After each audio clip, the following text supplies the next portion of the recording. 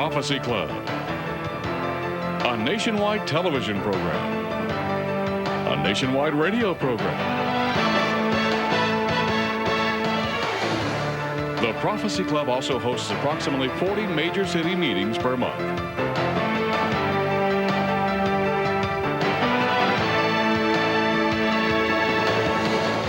Our mission is to inform Christians of current events that confirm Bible prophecy, expose the evil devices of Satan, warn believers what is coming to America, challenge people to stop sinning and turn to Jesus with all their heart, and to provide a platform for Christian speakers to be heard.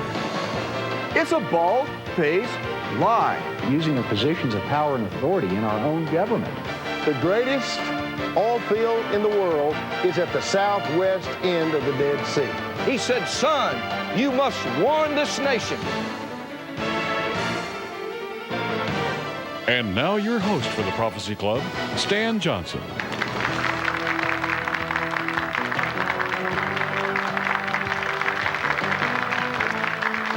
Welcome to the Prophecy Club, where we study and research Bible prophecy. The topic of tonight's talk is Weapons of the New World Order. Our speaker is an international speaker and author, and he's going to give you an update on HAARP, spelled H-A-A-R-P. The HAARP project, he's going to be talking about the dysfunction of our military, weapons of the New World Order, things like radio frequency radiation, electromagnetic pulse, extremely low frequency, lasers, chemicals, weather control, militarization of all law enforcement, and new technologies that will eliminate what little privacy we have left. Will you help me welcome Dr. Nick Begich?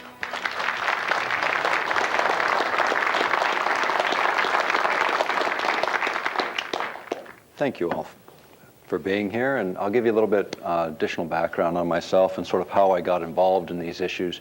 And then we'll talk about an update on the HAARP issues and then kind of go from there with the latest material that we've developed. My father was a state senator and later a United States congressman. I have a doctorate in traditional and complementary medicines. My area of interest in that field was electrophysiology, which is the effect of electromagnetic fields on the human body, which is what attracted me to these issues to begin with. Because we're really talking about new technologies, a variety of technologies that people need to be aware of, that really are the new direction in which wars will be fought in the future. Some of that we've even seen in the most recent conflicts. But let's talk a little bit about the HAARP project and sort of where that is and what that is for those that may not have heard about it. HAARP is the High Frequency Active Auroral Research Project, which is a joint project of the United States Air Force and Navy. It operates in Alaska. And when I first ran into this, it was in a very short article, 5-column-inch article, dealing with that issue, and it was in an Australian journal. Now, I live in Alaska, which is a vast region, but at the same time, it's a very small population. We have only 600,000 people in Alaska, so you tend to be on top of issues that are happening around you. My family's very political, which even makes it more so. We tend to stay on top of what's happening within our region. And reading about the HAARP project, the first thing that struck me is it seemed quite unbelievable. The technology that was being expressed in that article, what it was being asserted to be able to do. Quite frankly, I didn't believe it when I first read it. But my habit is when you read something that's really startling is you go and you check it out and see what's really there. And we're very fortunate in my part of the world, in Anchorage, Alaska, we have one of the federal depositories for federal records, which means that our community library has to produce any federal document that isn't classified if somebody wants it. So it's kind of a nice resource for a researcher when you can go in and ask for virtually anything and they've got to produce it. Now, if it's not there on microfilm, they round it up for us and move it into the library so we can see that material. And there's actually, I think, a little over 70 of those libraries around the country, so they're not very, very common. Likewise, we have extensive microfilm files, and one of those sets of microfilms were the U.S. patents, which were the first place that I went to look, because this technology was asserting a lot of different things, and it was built around what at least appeared in that first article, 3 patents. What we found is there were actually 9 patents surrounding the technology There were a number of government documents that were public documents, the documents that led to the contract to build the facility, as well as the environmental impact statements, which are required on all major projects. Now, what did that first article say that was so startling? First of all, they were talking about one instrument, the HARP instrument, and this is a radio frequency transmitter. And it's most of the time when you think of radio frequency energy, you think of energy coming off of a transmitter and dissipating very rapidly the further that you get away from the transmitter itself. That's why when you get away from radio stations, the signal gets weaker and weaker and weaker until eventually it disappears. With HARP, they had figured out a way to focus that radio frequency energy, to concentrate it into a relatively small area. And they do this by using a field of antennas. And this field of antennas are fired in a very specific way. And what that causes is the radio frequency energy to go into what's called cyclotron resonance, which can be pictured as sort of a corkscrewing motion that focuses the energy and moves it high up above the atmosphere into an area called the ionosphere. Now, the ionosphere starts about 30 miles above the Earth's surface. It extends for several hundred miles out from there. This is what's responsible for shortwave broadcast, for instance, being able to be heard around the world, because it skips off of that. It bounces the signal off of the ionosphere. It's very important for communications, both civilian and military, which is one of the reasons the military really wanted to study the ionosphere, to figure out, for instance, right now we're in a solar cycle that disturbs the ionosphere from time to time and causes our communications to not work the way they're supposed to. Radio stations go out, or telecommunication systems don't work smoothly. So the more that we learn about the ionosphere, the more efficient we can manage our communications, as well as if we could ever figure out, and this is what the meat of HARP is about, how to manipulate the ionosphere to create the ideal circumstance to make sure we can carry our communication. That became a compelling interest to the military. At the same time, being able to disturb the ionosphere in a way that would deny, say, our adversaries the ability to communicate. So that was the first major area the military had an interest in terms of the HARP instrument, because here was an instrument that on the ground could focus a tremendous amount of energy up, and then by manipulating that energy, controlling it in very specific ways, a number of weapon effects are possible. And I'm just going to kind of go through some of those quickly, because I really want to get on to the new material. But first of all, the first thing was communications. Disrupting communications and carrying our own was one of the big objectives. Along that line, one of the things that was important was the idea of being able to utilize the system for communicating with submarines when they're deep under the oceans. Now, high-frequency signals cannot pass through the ground or the sea very far, so you can't communicate under most communication modes to submarines. So what they use is in Michigan and Wisconsin and on the Aleutian Chain and a number of other places around the world, they have 14 to 26 mile long antennas that are buried under the ground that create a signal called an ELF, an extremely low frequency signal. This is a long wave that penetrates the earth and sea and can be used for communication with a submarine. Now with HARP, instead of having antennas buried under the ground, by pulsing the signal, vibrating that signal, modulating that signal, this high frequency signal, they can actually cause the ionosphere to begin to vibrate in sympathy. And what that does is convert up to 1,000-mile long portion of the ionosphere into a broadcast antenna that sends an extremely low frequency signal back through the earth and sea. So they actually convert something that God created to do one thing. They convert it from essentially DC current to AC, alternating pulsing current. This then acts as an antenna, sends that energy down, and they can use it for communications. Now, one of the other things that the military uses the same mode of operations for, in fact, in 1996, it's what the Congress appropriated the money for. They said you can't have any more money unless you prove that you can use this technology for one of their claims, which was called earth-penetrating tomography. In very simple language, what that means in the vernacular would be like X-raying the earth or looking into the earth several kilometers deep. And this was right after the Gulf War, and everybody's running around looking for the underground nuclear facilities and the chemical and biological plants that we suspected were in Iraq. So this became the priority for the Senate. They wanted to see whether or not this technology could really be used in that way. As a result, they tested that application. They proved that it could work effectively, and they got their money for that year and subsequent years. And it was actually funded under non-proliferation and counter-proliferation of the defense budget in that year. Now, another application along the same line is this is creating what's called an ELF, extremely low frequency signal. I'm going to get back to that concept as we go on tonight because there's some other side effects to that we're going to need to discuss. But so we've got communications and we've got earth penetrating tomography, or X-raying the earth in the vernacular. The next thing that comes out with this technology is it's over-the-horizon radar capability. Now, when you think of the earth, the curvature of the earth, standard radars were essentially line of sight. They figured out a way to look around the actual curvature of the earth for incoming objects. Now, the old technology, as objects came close in, they became highly distorted because the technology wasn't sophisticated enough to keep that distortion from occurring. At the same time, you could pick up things from a very high elevation, but things like a cruise missile wouldn't show up on the old over-the-horizon radar technology. With HAARP, you see everything from ionospheric levels, which is where intercontinental ballistics missiles carrying nuclear warheads would be coming in from, all the way down to cruise missile heights. So essentially you see everything. You don't get distortion coming close in, and you can see around the curvature of the earth. So over-the-horizon radar. Now taking that to the next step, when you create the energy field that allows you the over-the-horizon radar capability, if you increase the power slightly, every object coming in has a signature, an energy signature around it.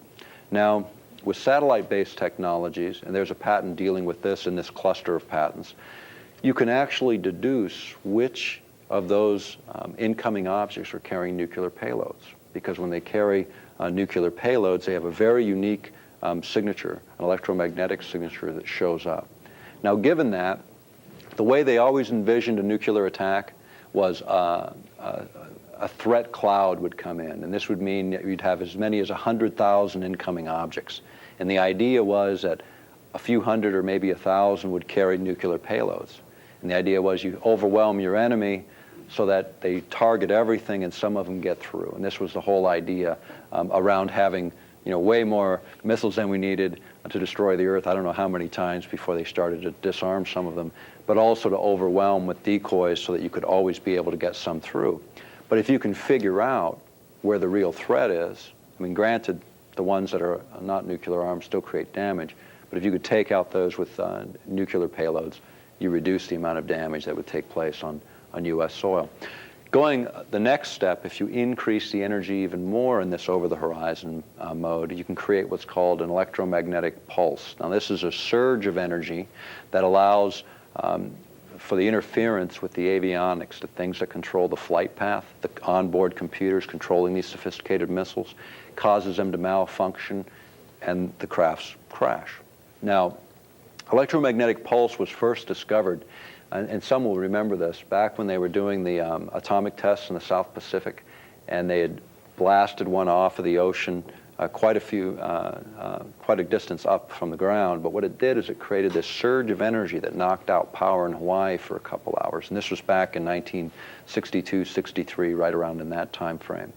And the government started looking at that and saying, if we could create a surge of energy, maybe without atomics or nuclear blasts, maybe we can use this to disrupt communication. And many will remember hearing the warning that if we ever had a nuclear attack and just one went off far enough up above the United States, it would knock out all the electronics across the country, everything from toaster ovens to sophisticated computers. And that's what they were talking about, this electromagnetic pulse capability. But now with this instrument, you have the ability to artificially create it without the nuclear fallout, which is quite advantageous from a military perspective. At the same time, some other things came up with HAARP, the idea of transferring energy from one point on the planet to another. In other words, focusing this radio frequency energy up into the ionosphere, bouncing it off of reflectors, and then reconfiguring it on some other part of the planet into electrical energy. Because what you have is essentially, to get from A to B, you get natural gas or some fuel source that converts to electricity, converts to radio frequency, goes through the antenna array, bounces off, comes back as radio frequency, and then gets converted back into electrical energy. Now, they believe that that idea actually is economic around 2004 for some parts of the world that don't have ready supplies of energy. But in a battle situation where you need a lot of energy and the battlefield environment, you can see what the interest would be. Now, the problem with that one is, any of you ever done any carpentry work, you know that if you're like got a 40-foot room across and you get a 1/16 of an inch out at one end, you start getting several inches out on the other. We'll figure that out in terms of something on the ground and something many, many miles above the Earth's surface. If you're slightly out, or you get a solar wind that knocks the reflector slightly out, and you've got this blast of energy running through your neighborhood instead of where it's intended to go. So that's a bit of a problem, and one that I don't think can easily be overcome, but nonetheless, it was one of the things within this cluster of patents. Now, Dr. Bernard Eastland was the inventor of the primary patents dealing with this technology. He was also the person that put together the original teams for this project. And Dr. Eastland had a couple of other ideas. One of them is that using the same array, you could actually change the chemical composition of the upper atmosphere by creating chemical reactions using this instrument. For instance, he suggested you'd be able to increase ozone, increase the ozone available in the ozone layer as an example, or knock out specific pollutants in the upper atmosphere, which from my perspective, as a matter of national interest, it certainly would seem that would be one, if the story is true about ozone depletion being this big villain, we would certainly want to see develop. But unfortunately, that is not on the planning blocks for the military, although it is in the original patents. One of the other things Dr. Eastland pointed out was the idea that this instrument might be used for weather modification, actually changing weather patterns over a large geographic area. Now, since our original work was published, an additional paper was prepared by Dr. Eastland for the European Space Agency, which is the European equivalent to NASA. Now, that paper was to look at a HAARP-type instrument specifically for manipulating weather patterns. And he completed that work. They actually modeled this concept at the University of Oklahoma. And it's interesting, when they modeled it at the University of Oklahoma, do you remember a few years ago when the tornadoes whipped through that area? Created huge damage, and then President Clinton showed up on the scene, and one of the things he said at the University of Oklahoma was, "Don't worry, we're going to figure out a way to depress the energy in these tornadoes." And everyone kind of laughed it off. Well, 2 months before is when Bernard Eastland finished his modeling to do exactly that, and that was done for the European Space Agency. In fact, it was a very well-received paper, and he's got a follow-on contract that just came in on that project. The idea that you can use this system for that kind of activity, for some people will say, well, wouldn't that be great to be able to knock out a tornado threatening a city? The problem is the energy has to go somewhere. It just doesn't disappear. Energy has to go somewhere. And the problem is you can't adequately model where that energy is going. And this is one of the big problems. When you think about ways in which HAARP can be used for weather modification, let me give you a couple of examples.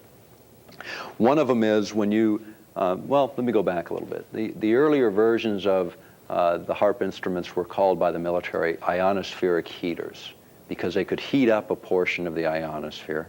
And in so doing, an area, for instance, above HAARP can be heated about 30 miles in diameter. It then lifts up, because it's heated, it lifts up, and it can lift up, instead of being 30 miles above the Earth's surface, they can push it out to be a couple hundred miles above the Earth's surface within that area. All that lower atmosphere then moves in to fill that empty space. And when it does, it alters the pressure systems below. If there's a jet stream in the neighborhood, it has a tremendous impact on where that jet stream is going to go. In other words, it changes within our region of Alaska over a very large area, a tremendous amount of weather. Now, what does that mean for the rest of the country? Well, if you watch the 6 o'clock news, you realize that a lot of weather originates in Alaska, having a profound effect on Canada and the United States. And what we know from our observations of El Nino and El Nina, that when you have weather, and those are big anomalies, those are huge anomalies, but when you have weather in one place, it has a profound effect around the planet. In fact, there's a principle in physics, and it's basically the butterfly effect, which was an old theory that goes, if a butterfly is flapping its wings in one part of the planet, it can create a hurricane in another. And the way this was done, figured out, was somebody made a very, very slight mathematical error in a computation. And as they compounded out the computation, it had a geometric effect. In other words, a small amount of energy at one point created a huge change in the outcome on the other. And this is how this was discovered, and then it's been proven in a number of laboratory settings that this theory, the butterfly effect, is actually quite real. The point is what we know about weather modification, we can go back a little bit in history. In 1977, the United States, the Soviet Union, former Soviet Union, and 60 other countries signed a treaty where we agreed not to use weather modification as a weapon of war. Now, that's a long time ago. Now, anyone who watched CNN today, and it's April in 2000, saw that we're just now seeing the or actually the Russians signing off on START 2, one of the disarmament treaties for nuclear weapons. A few years ago, we remember hearing about the sign-off on the chemical and biological, yet 23 years ago, we signed off on geophysical manipulation and weather modification, because that's where the technology was then. It had advanced to the point where countries realized that if we moved forward in this area, we would have serious, serious consequences. One of the other things that came up with weather modification generally, there's a couple of things. I'll read a very short quote, and this kind of puts it in perspective. This is from Secretary of Defense William Cohen, who's our current Secretary of Defense, and he made this quote in April 1997 at the University of Georgia, and I quote, "Others are engaging even in an eco-type of terrorism whereby they can alter climates, set off earthquakes and volcanoes remotely through the use of electromagnetic waves," unquote. Now that's our current Secretary of Defense commenting on the state of the technology. And he's commenting on three areas: climate, earthquakes, and volcanoes using an electromagnetic system. In other words, not cloud seeding, not chemicals, not blasts causing faults to go, but electromagnetic waves. And he's accrediting terrorist organizations with this capability. Now, in the context of our latest book, Earthrising: The Revolution, we document very carefully. There's over 650 source documents that were quoted here, and each of them are footnoted. So when I make a statement, you can look at where it came from on the same page as it's written, and you can see where it came from. And most of our material is either U.S. patents, military records, academic studies, or mainstream media reports. And this material was derived from 80 boxes of archival material, reduced to 12, reduced to the 650 best sources to lay out our case. And when you think of weather mod, and you think about the fact that we're really just starting to gain an understanding of how these systems interact, and what they're finding is that underlying all these systems ultimately is energy. And as we talk tonight, we're going to be talking a lot about energy in terms of how it affects both human health and hardware or machinery. And when we think about physical matter, you can think about it in these terms: energy, atoms, molecules, chemicals and compounds, and eventually the physical manifestation of physical form. And that's pretty much the way it rolls. And what we're talking about is things that affect it at an energetic level, that have a roll-up effect through all living systems and non-living systems in terms of their composition and effect. What we're also finding is the interest in changing geophysical outcomes, in other words, what's happening in the planet naturally, by man-made means. And I really want to read a couple of verses that I think are relevant to put some of this into perspective. And I think it's important to put this in perspective. And I want to first go to Genesis chapter 1, verse 26 through 27.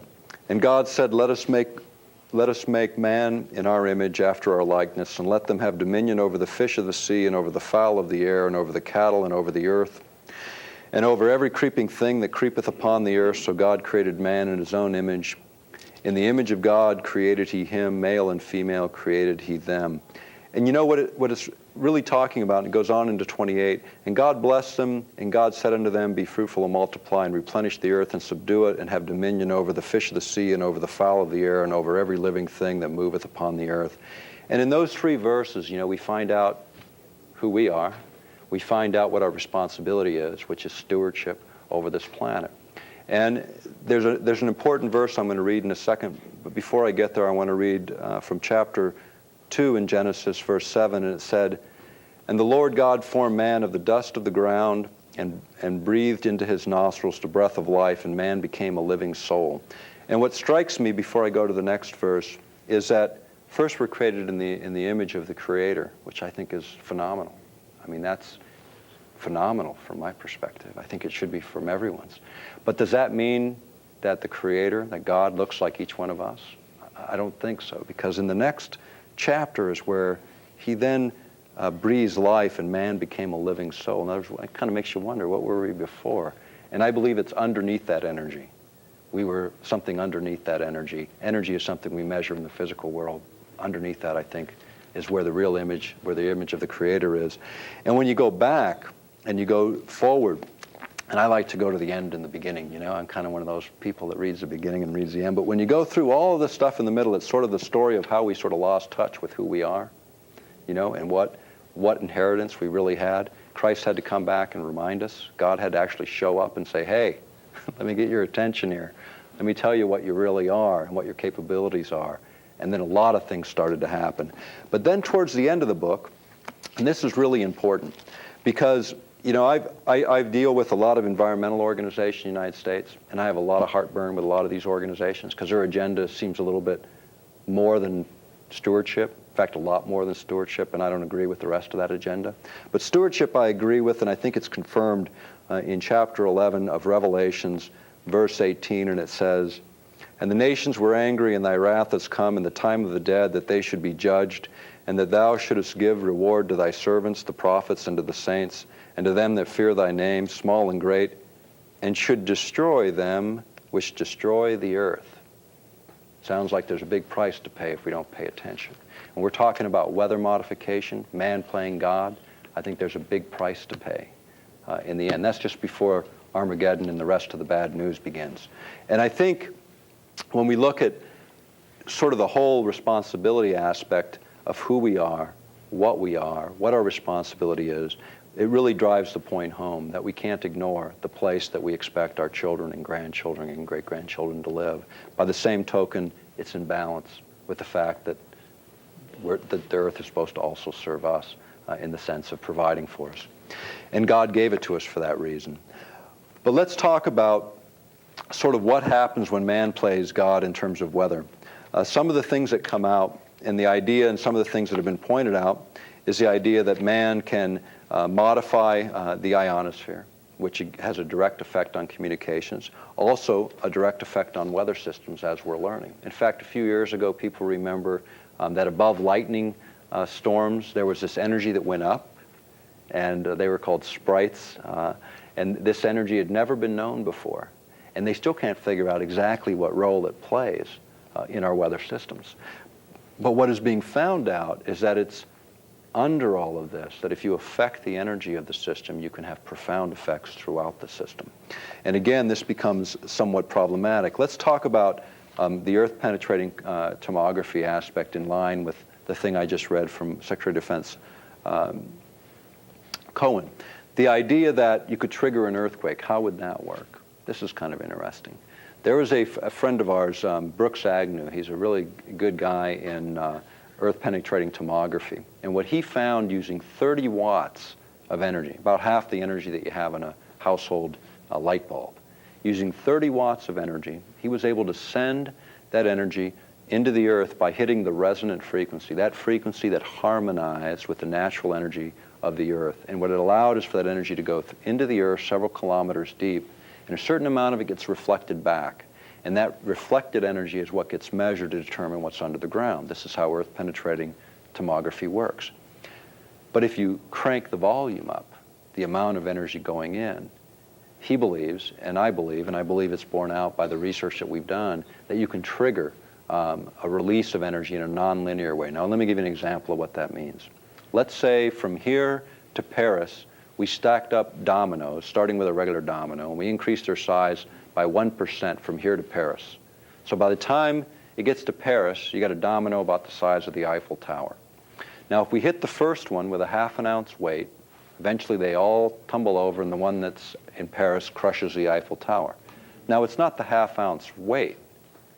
It was the half ounce weight that triggered the event that capitalized on gravitational energy, energy that was already there. It just acted like the primer on a bullet, releasing that energy.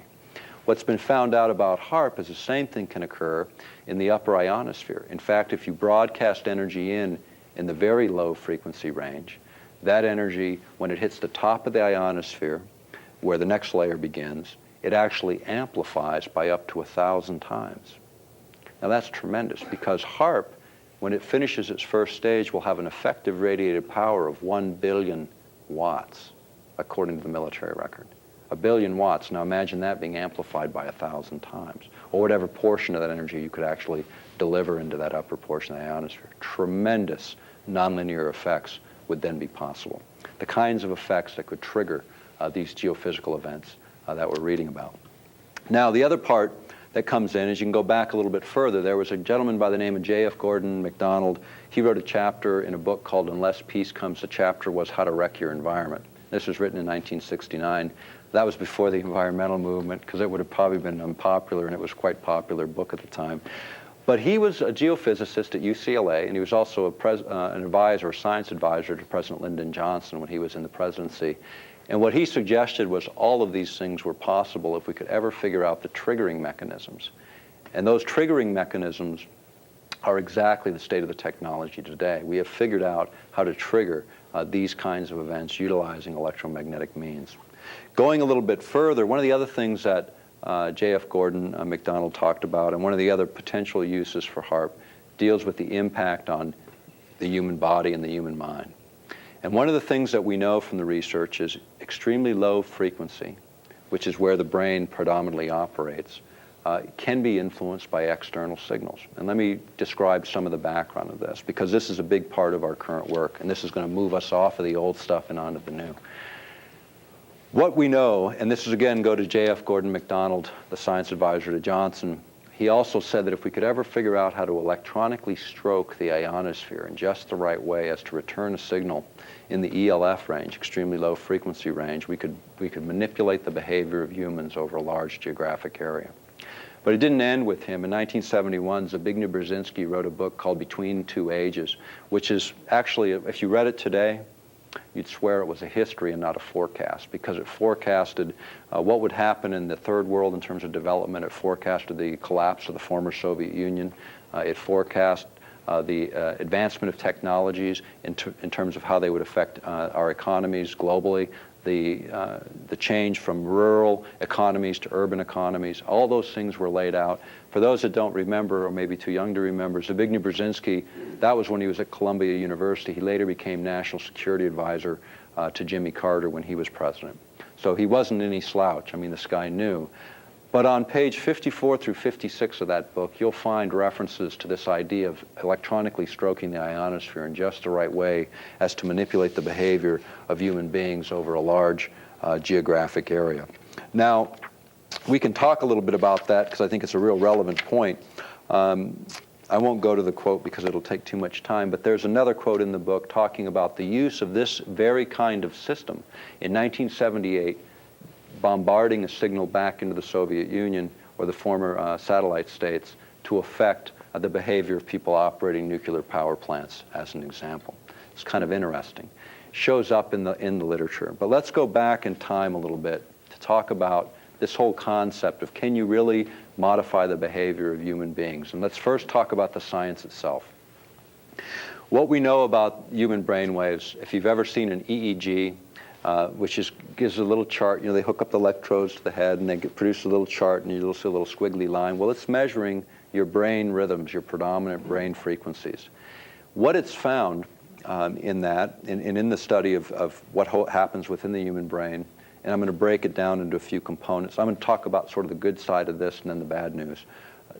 What happens when you're in deep, deep sleep, your brain activity is operating between 1 and 4 pulses per second. That's when you're in the deepest form of sleep, when you're knocked out cold. The next stage is theta stage, which is between 4 and 7 hertz approximately, pulses per second, cycles per second. I'll use those words interchangeably. But essentially pulses per second. This is the frequency in which most little kids between 3 and 5 years old, this is their predominant brainwave activity. If you think about little kids, you know, they're kind of in a half awake, half asleep sort of place. This is the same place adults are when you're half awake and half asleep, sort of drifting in and out of your dream state, but you're aware. This is where these guys are all the time, which kind of explains why they're sort of half there and half not, and it's hard to get their attention sometimes. But it's also the time when they're learning a tremendous amount. They learn language, social customs. I mean, think about all the things kids learn between 3 and 5. It's pretty phenomenal. But that's where they are until we send them to school and we start messing messing them up in the public system and dampening that creative talent and spirit that they have. By the time they get out of school, there's about 1% of the population that has any creative capacity of any consequence left, unless you're fortunate enough to recapture it somewhere along the line. It's not very easy to do. But going above that, from say 7 hertz to around 12 hertz, you're in what's called an alpha state. This is a highly creative state. This is where most artists are when they're doing their really good work, when athletes are sort of in the groove, on step. This is the place where things just sort of flow really well. It's interesting to note, there's a gentleman, a German scientist in the 50s, discovered the resonant frequency of the Earth, what the Earth naturally pulses at, and it's 7.83 hertz, which is kind of interesting. It's called Schumann's resonance. What's interesting about that is it correlates to this highly creative state in human beings. Very interesting. But going above that, above 12 hertz, say 12 to 20 hertz is a beta state, which most of us are in. That's where we are right now, unless I put you to sleep, then you're dropping down a little bit. But that's where we generally are, and that's kind of active thinking, active listening. If it gets too high, that's when you get agitated, angry. If you get it real high, you're totally out of control. Now, another important couple factors about the brain that's important to note in terms of brain frequency is when you experience positive emotions, love, joy, happiness, your brain waves are very coherent, very rhythmic, very controlled in that sense. If you're in fear, hate, anger, they're all over the map, which means you cannot make good decisions unless you make them by mistake. Chances are you're not going to make good decisions because that is not the way the brain works. Now, it's interesting when you think about what happens when you're in fear and where fear comes from. It makes a lot of sense in terms of science when you look at it, and in terms of religion when you look at it. Because these things operate under the rules that God created, and they work. Now, at the same time, there's an idea of when 2 or more are gathered in His name, right? Really powerful things happen. You know that when you center around the emotion of love, and 2 people look in each other's eyes, which whatever form of love it is, and they focus on each other's eyes, that their brain waves become synchronized. It's very interesting, and this can be actually measured with an EEG. When they become synchronized in resonance, resonance is a formula that goes x plus x squared. In other words, it's more than the sum of the total. Again, it makes perfect sense. Lines right up. Science lines right up with what's right here. Now, those are outward manifestations of what happens. Now, if you can interfere with brain activity by external sources of energy, then you can have a tremendous impact on human thinking and emotion. Now, what we have found, and science has found, and I'm going to go back to the work of a gentleman by the name of Jose Delgado, who many of you have probably heard about. Now, Jose Delgado got his degree in electrophysiology from the University of Madrid in 1950. Most people don't even know a degree in electrophysiology exists, much less 50 years ago. But when he finished his work there, he came to the United States. He ended up working at Yale University for almost 30 years. In the 60s, he wrote a book called Towards a Psycho-Civilized Society. That's kind of an interesting concept. His basic idea was that if we could manipulate the brain activity of human beings, we could basically put us all in this sort of happy, blissful sort of existence. Now, from my perspective, that really violates the very essence of who we are as human beings, because who we are as human beings requires free will, which means we have to be able to freely express our emotions. And anything that interferes with that is something that even God will not do, not just by Christian tradition, but by most major religious traditions. That's what distinguishes us from other creatures. We are the ones with free will, the way to make choices. Now, what Delgado believed and what he tested was, first of all, to map out the brain to see what's going on in the brain. He began implanting electrodes and then stimulating them with electricity to see what would happen. He did that up until the late 60s, even into the 70s. And one of the things he did to sort of demonstrate how powerful this was utilizing these implants in a radio frequency transmitter that kicked the energy in. He had a charging bull coming at him, and then he flipped the switch and it stopped, dead in its tracks, a few feet from him. Now, you can see the photograph of it in the book I just referenced, Towards a Psycho-Civilized Society. It's kind of interesting. But he continued to work in this area, and he found by mid-1985 that he didn't need to use implants. He didn't even need to use any really high-energy devices. What he found is that energy at 1/50th of what the Earth naturally produces. This is very minute energy. But if you think about the human body, we run on very minute energy when you think about what's going through our nervous system, what's happening within the brain. But at 1/50th, hitting the right frequency, he could change the behavior of humans and primates, monkeys and humans, like turning on and off a light switch from passive to highly aggressive and back. Now, he did this using a pulsed radio frequency signal, which is the stuff of HAARP on the broad scale. On a smaller scale, it was his little lab device. Now, Delgado got pretty excited about it. The military got pretty excited about it. There's a whole series of things that came out of that. The mind control section of our book actually covers almost 30 patents, U.S. patents, that show the evolution of this technology. It covers the military records showing sort of how they saw this technology evolving. And then in addition to that, the academic reports that show the results of testing and experimenting in this field. And then, in some instances, congressional reports condemning its use.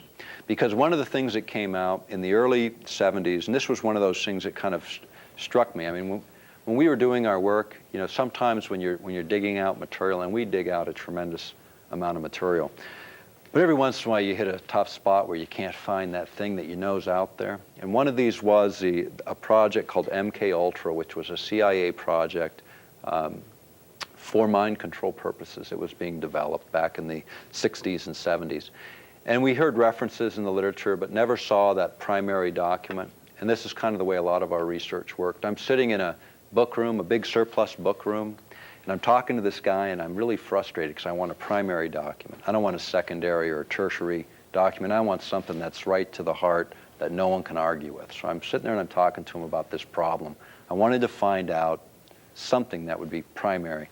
And I reach in a box of books, and as I'm telling him this story, I pull out a book, and it's a congressional investigation on the CIA, and inside it is exactly what I was looking for.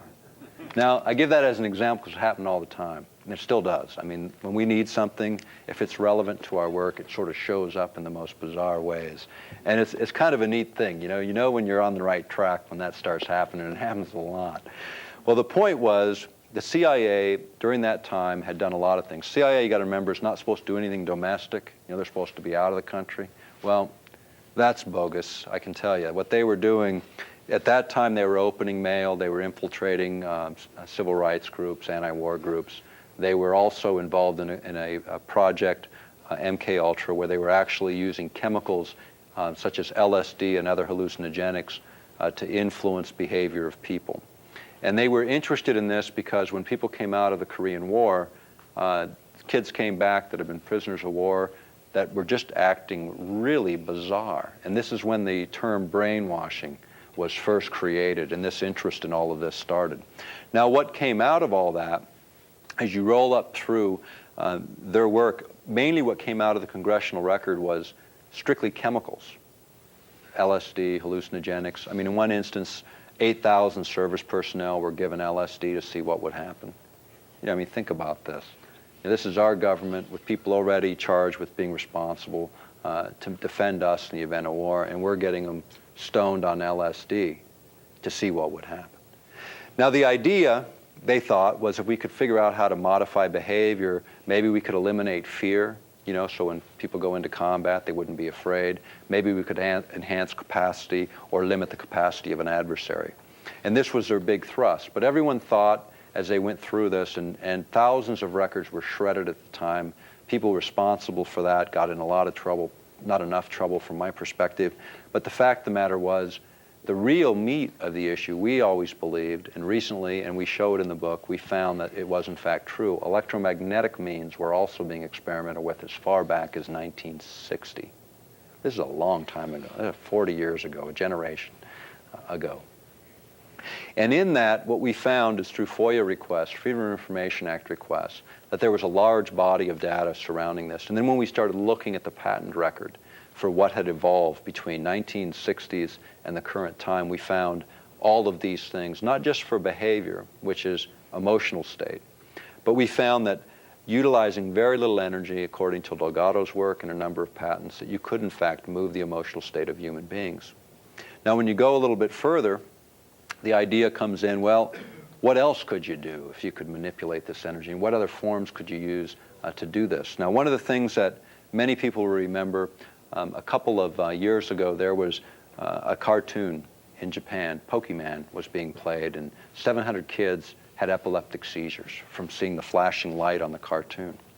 Now, I want to explain this principle because it's a very important principle for understanding how energy systems, energy weapons work.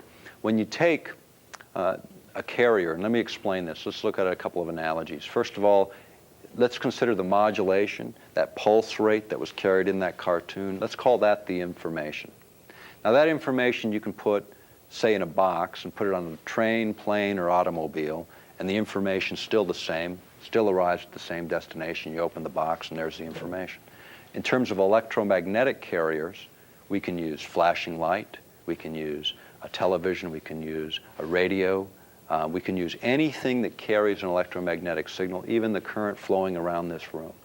If we can modulate, vibrate, pulse that energy in the right way, that's the information. That's what's in the little box. So you can carry it in a number of ways. In fact, I'll give you a couple of examples right out of some literature that's pretty interesting. This came out of an article that was in a magazine, or actually a publication by the U.S. Army War College, and then also out of a publication from one of the Russian Army leading journals called Orienteer. And I'll just read a couple of these just to give you a sort of a flavor for what I'm talking about. A psychotronic generator which produces a powerful electromagnetic emanation capable of being sent through telephone lines, TV, radio networks, supply pipes, and incandescent lamps. This signal would manipulate the behavior of those in contact with the signal. Another one, a nervous system generator which is designed to paralyze the central nervous system of insects. The same system is being refined to have the same effect on human beings. Another one, and this one's kind of interesting, ultrasonic signals of very specific design have been created. These devices are supposedly capable of carrying out bloodless internal operations without leaving a mark on the skin. And they can also be used to kill. And another one, and this is a real interesting one, the 25th frame effect is a technique where every 25th frame of a movie reel or video footage contains a message that is picked up by the subconscious so as to alter the conscious mind. That same 25th frame effect can be instilled through computer networks and delivered via the internet. Now, you're worrying about pornography, good thing to worry about. Worry about some of the other technologies in terms of that carrier. Because when you think about the internet as an unregulated, unfiltered source of information, the 25th frame effect, this idea of carrying signals on internet transmissions, is very, very possible. Technology exists to do it, and we cite a number of patents that point that out quite clearly. In terms of radio, like radio broadcasts that you hear, you know, back during the Gulf War, we suspected for a long time that something else was going on there beyond the conventional weaponry. And the thing is, as our sort of rule of thumb, in fact, it is our rule of thumb, if you can't prove it and you can't produce documents to prove it, you just don't say it. Because there's plenty out there. If there's 100 items in the plate and 80 of them you can prove, stick to the 80. The other 20, either time will prove are not correct or time will give you the information that evidences them. And this is very important because when we go out and we talk about this, we need to be equipped to deliver that source material. The people we tell need to be equipped, so when they're challenged by people with more technical backgrounds or scientific backgrounds or political backgrounds, that they can point authoritatively to those sources and say, it's not my words, it's your words, and point to those military records, point to those U.S. patents, point to those academic studies that lay out that case. Because I think that's equipping people properly. And it also serves to dissipate a lot of the fear when you replace fear with real knowledge, and then you act on that knowledge in a responsible way. That's a very important thing. Because fear, I think, really comes from the wrong place. You know, I mean, it's not a matter of generating fear, it's a matter of generating hope. I mean, the purpose of prophecy is to warn us. It's not to condemn us, it's to warn us about what might be coming, but at the same time, to sort of say, look, if, you change your behavior, you change what you're doing, maybe the time won't come tomorrow, maybe it'll be put off. And I can say that, I think pretty confidently that for the last 2,000 years, people have been saying, this is it, it's all over. And we're still here 2,000 years later. Maybe this is it, maybe it is all over, but the fact of the matter is, we're not called to hide in a hole, we're called to step out and act on what we know to be right and true. The other thing that's important, when we talk about mind control technologies, when you talk about something that's influencing behavior, that's one thing. And that's certainly interfering with free will. But let's take it another step. And an important part of this is as it relates to the HAARP activity. And I've got to tell you this story. This is a great story. People always underestimate, what our own potentials are. And I'll give you a couple examples of that. Somebody heard us on the radio one time, heard what we were saying, got hold of one of our books, read it, and sent it to a friend of theirs. Well, their friend turned out to be the chairman of the environmental subcommittee of the European Parliament. And he read it, and he went, this sounds pretty bizarre to me, and kind of reacted like I reacted the first time, but he did what I did. He went and checked it out, checked with his scientists, went to his military. This guy, Tom Spencer, goes to his military in Great Britain. He was a conservative from Great Britain. And he says, what's the story on this HAARP project? And they said, look, you really don't want to get involved in this. Stay out of it. It's, you just don't want to go there. And for Tom Spencer, that was the ticket to the dance. That was his invitation to get engaged. So he dug around. We went over and saw him. In fact, we made 4 or 5 visits to him. And then at one point, and that's too long of a story to tell, at one point we ended up on a ship together for 12 days. And in that time, we sort of laid out a plan of how do we take this information into a political body so that we can address it. And more than that, beyond HAARP, we wanted to deal with these other weapon technologies, which we felt were even more dangerous and more invasive, things that can influence our very behavior. As a result, he invited us, well, I got to go back a little bit. In the course of all of this, he got a new assignment. He became the Foreign Affairs Chairman, which is a very powerful position in the European Parliament. And so he decided that he would have a hearing in one of his subcommittees to address HAARP and broaden the agenda to include non-lethal weapons, such as the things we've been talking about so far today. And in that, he invited NATO. He went to the Secretary General of NATO. Now, this is the same committee that NATO went to when they wanted to introduce new member states to NATO. So they were a very important committee when NATO needed them. Now they go to the Secretary General and say, well, we'd like you to produce somebody to talk about ionospheric modification for weapons application, the stuff of HAARP, and we'd like you to talk about non-lethal weapons, the stuff of mind control and the like. And NATO says, we don't have a policy on either, and we're not going to appear. So Tom doesn't stop there because he's a very persistent guy. He goes to the American mission, our embassy in Brussels, and says, look, we want you to produce somebody to talk about your project, HAARP, and these other issues. And they wouldn't produce anyone. So he brought me in. He brought in someone from the International Red Cross, someone from Canada who is a physicist and an MD. In fact, this woman, Rosalie Bertel, was also a nun, and I don't know which order she was in. So kind of a strange combination. You had a physicist, an MD, and a nun all in one body.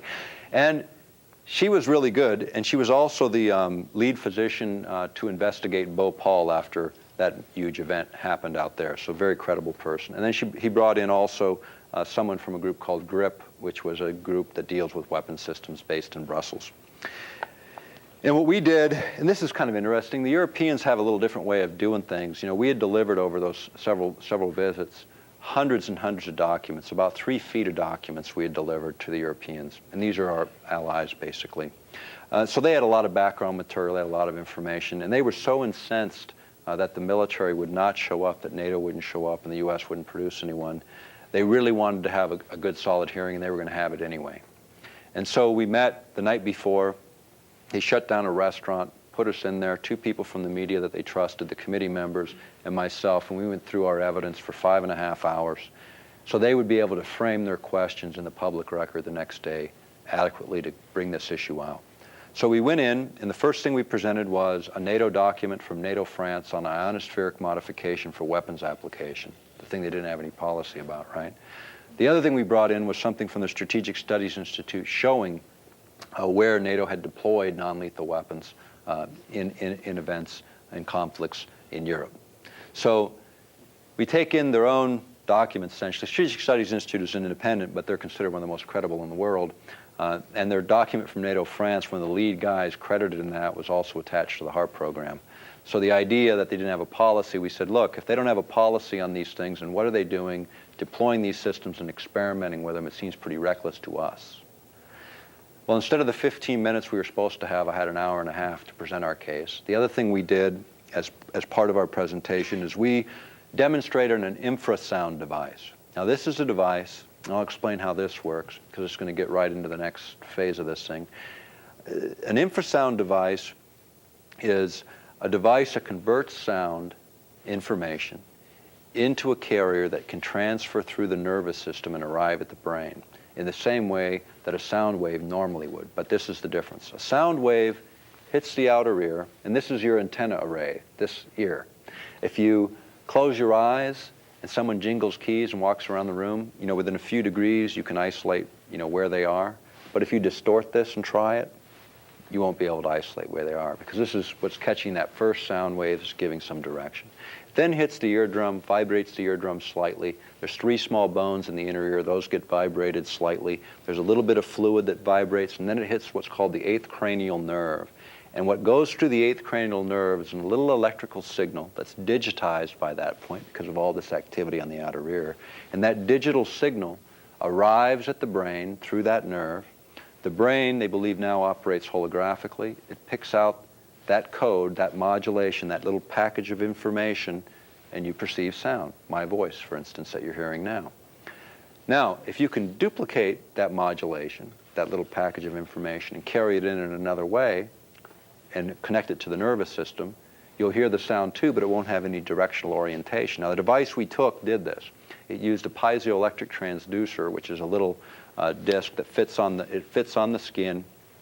It connects up, couples to the nervous system, and actually transfers the signal. So you can completely block your outer ears, and what you hear is a signal as if it were originating in the center of your head, inside your cranium, so that's where the sound originated, and you would be hearing my voice just as clear as you're hearing it now. Now, when we demonstrated this in infrasound devices, we're sort of in the literature, but these guys had never seen one. This was built out of stuff off the shelf, literally from a Radio Shack, and demonstrated that this capability existed. And the patent it was based on goes back to 1958. Now, when we showed them that got us this really important resolution passed, because we wanted to get the stuff in on HARP, and they gave us that. But then the main thing, we wanted to make sure we had something that would stretch it into these more important, from our perspectives, very much more important technologies. And this is what that portion of the resolution says. It calls for an international convention introducing a global ban on all developments and deployments of weapons which might enable any form of manipulation of human beings, unquote.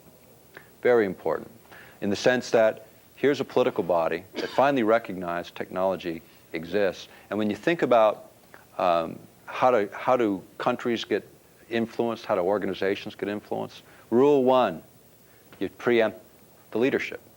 You take out the leadership, right? I mean, if you want to stop a movement, you go after the people at the top, and everything sort of falls away. Well, when parliamentarians sort of think about, what would be the effect of this system on me? I mean, ask yourself, if one of your favorite parliamentarians or legislators stood up and started talking about hearing voices in their head, sayonara, you're out of here. You wouldn't tolerate it. They'd be gone, right? At the same time, if they didn't say anything and they just were experiencing, wouldn't it be highly disturbing? In fact, I want to go to a military document. It's New World Vistas, Air and Space for the 21st Century. And it's put out by the Scientific Advisory Board to the Air Force. And if I can quickly find the quote, I'll read it, because it really lays out sort of another angle to this discussion that I think is quite compelling, if I'm fortunate enough to find it when I need it. Yeah, here it is. Again, this is an Air Force document, and this is the quote. It would also appear possible to create high-fidelity speech in the human body, raising the possibility of covert suggestion and psychological direction. Thus, it may be possible to talk to selected adversaries in a fashion which would be most disturbing to them, unquote. Now, wouldn't that be most disturbing if you were walking around and all of a sudden you got that voice in the head? And what's interesting is I was on a program, it was called Undercurrents. It's on CBC, Canadian Broadcasting System, one of their highest rated shows in Canada. That's their public broadcaster. And we did a special with a number of experts on mind control. And one of the experts was a guy named Smirnov, who works in the Russian Academy of Sciences. And he demonstrated this very same technology, utilizing a medium that could be easily pushed through the internet. And what he said was that when you hear this, it's like hearing the voice of God. It cannot be resisted. Now, why is that? It's because it bypasses the conscious portion of the brain that filters out right and wrong, good and evil, lines things up with our experience, sort of dumps it straight into into the brain where you begin to act on it. You're compelled to act on it. Now, Smirnoff wasn't alone in that presentation. The other people that talked about this was a couple, I forget their first names, the Morrises. Now, they worked with a guy named D. Klein and a guy named John Alexander during the Bush-Reagan era and evolved this whole concept of non-lethals. Now, they couldn't talk about what they did in the United States, but they had a chance to test this little device when they were on a trip to Moscow, and they testified in this tape and in a number of other sources that are quoted within the book about their experience that in fact it really does work, that you literally cannot resist it. And the way it was demonstrated for them was they ran it through the building that they were in, and what they told everyone to do was to bring at a appointed time little cakes, down to the sauce. Now, when you drink coffee or tea in Russia, it usually goes with little cakes. So at the appointed time, all these people from all over the place show up at the little cakes, as a demonstration. Well, the interesting part of all of it is that the idea of transferring voice information in this way is quite compelling. More than that, it goes even further, because what we used, you had to have a physical connection. What we know is that through microwaves or other carriers, you can carry that same signal in. If we had had a little more time and maybe 20 or 30,000 to play with that, we could have demonstrated that as well. And someday we probably will, because it's very compelling when you can show someone how it really works. It changes the whole perspective. And when you think about hierarchical structures, organizations, they tend to be, you take out the top and everything falls apart. The thing the military fears the most, the thing that most disturbs them in terms of outcomes, is what's called a leaderless revolution. And this is really sort of the subhead of all of this. What is a leaderless revolution? It's one without a head and one without a tail. You can't really stop it. It's when spontaneously a block of people get the same spiritual inclination and begin moving a certain direction and things start changing. Like what we couldn't do in the former Soviet Union and Eastern Bloc countries in 40 years. All of a sudden, everybody kind of was in the streets. It was relatively nonviolent. It wasn't a violent thing. There wasn't any leadership to throw in jail. And what happened? What we couldn't do in 40 years, the whole thing collapsed in a matter of weeks and months. Because leaderless revolution, couldn't isolate the leadership and get them out of circulation.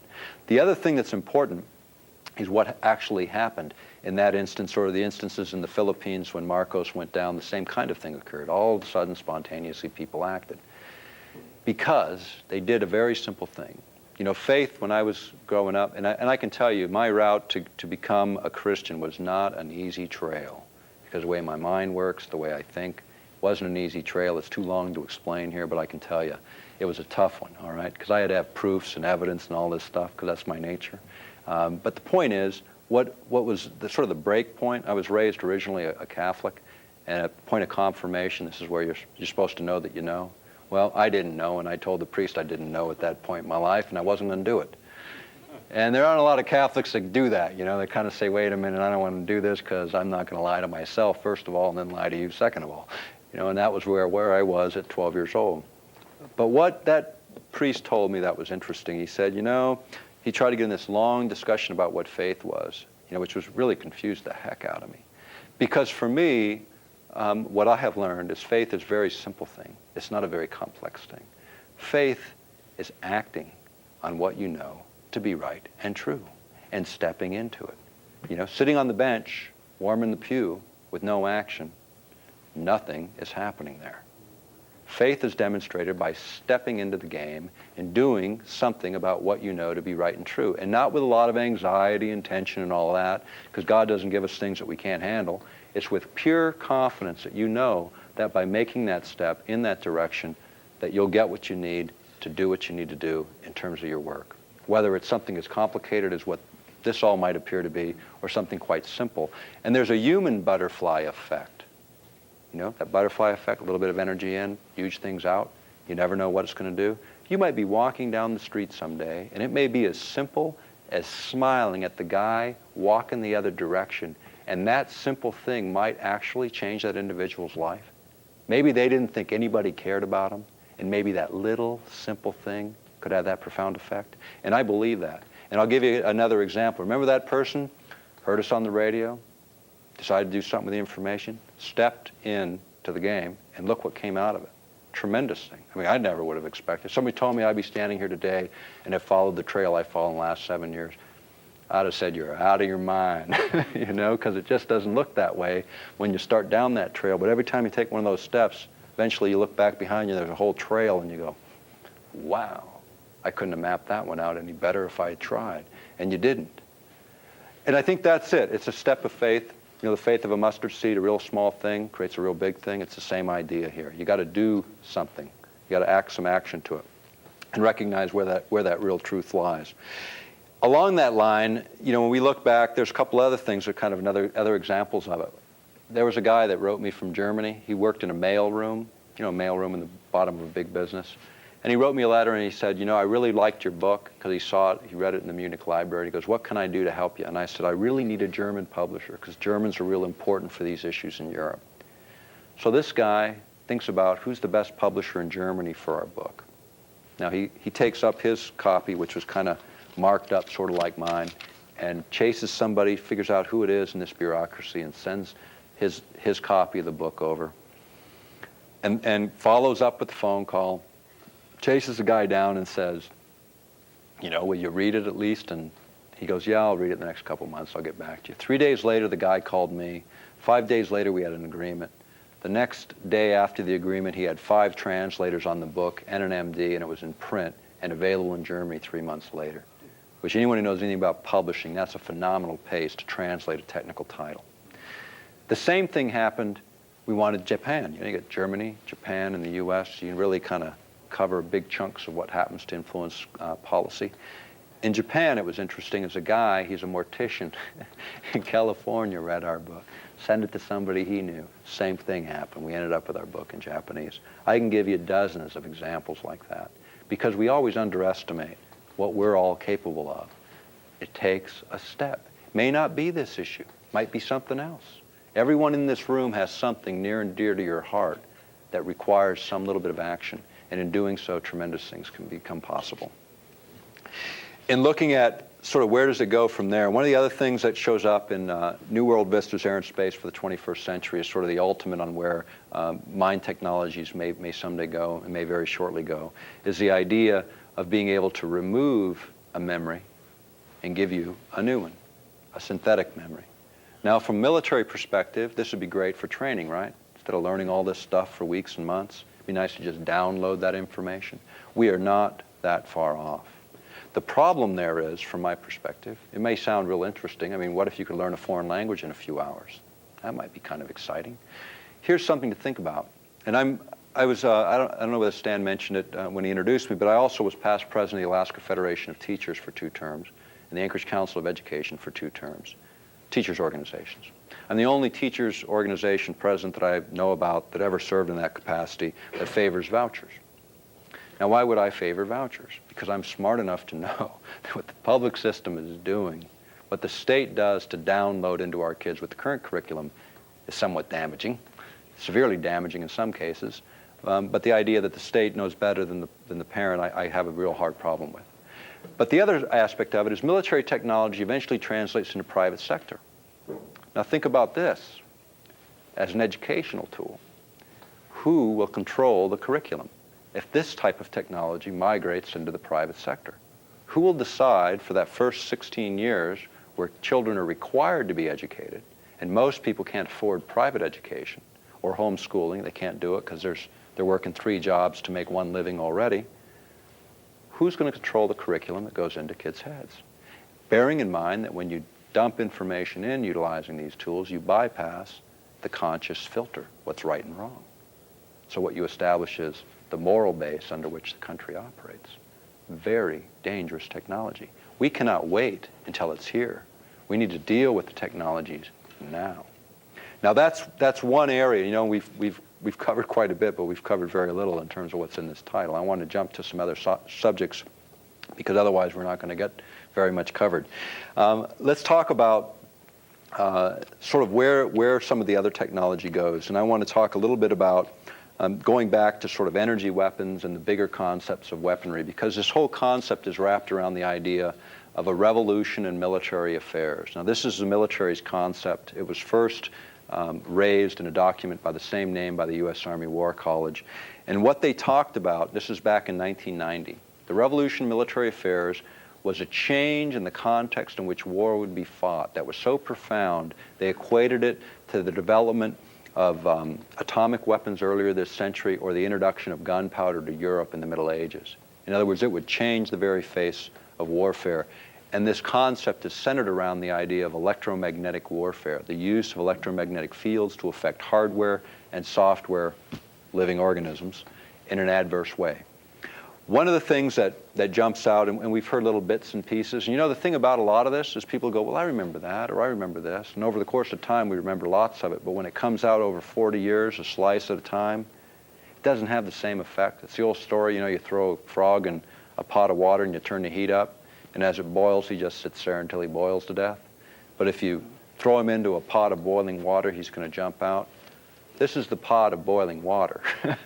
Because when you see it in one place, you go, wait a minute, it's gone way too far. It's time for a change. And this is, again, sort of where does it go? Well, electromagnetic warfare, we talked about weather modification, we talked about effects on human beings. But there's some new weaponry. One of the things that came out, if anyone watched CNN today, they saw this thing about START 2 getting signed off by the Duma, the lower house of the Russian parliament. And START 2, one thing they said, though, today that was really interesting is that they'll agree to that, but they will not agree to a modification of the ABM Treaty from 1972. This is a treaty that requires that each country can only have one defense system against nuclear attack. Okay?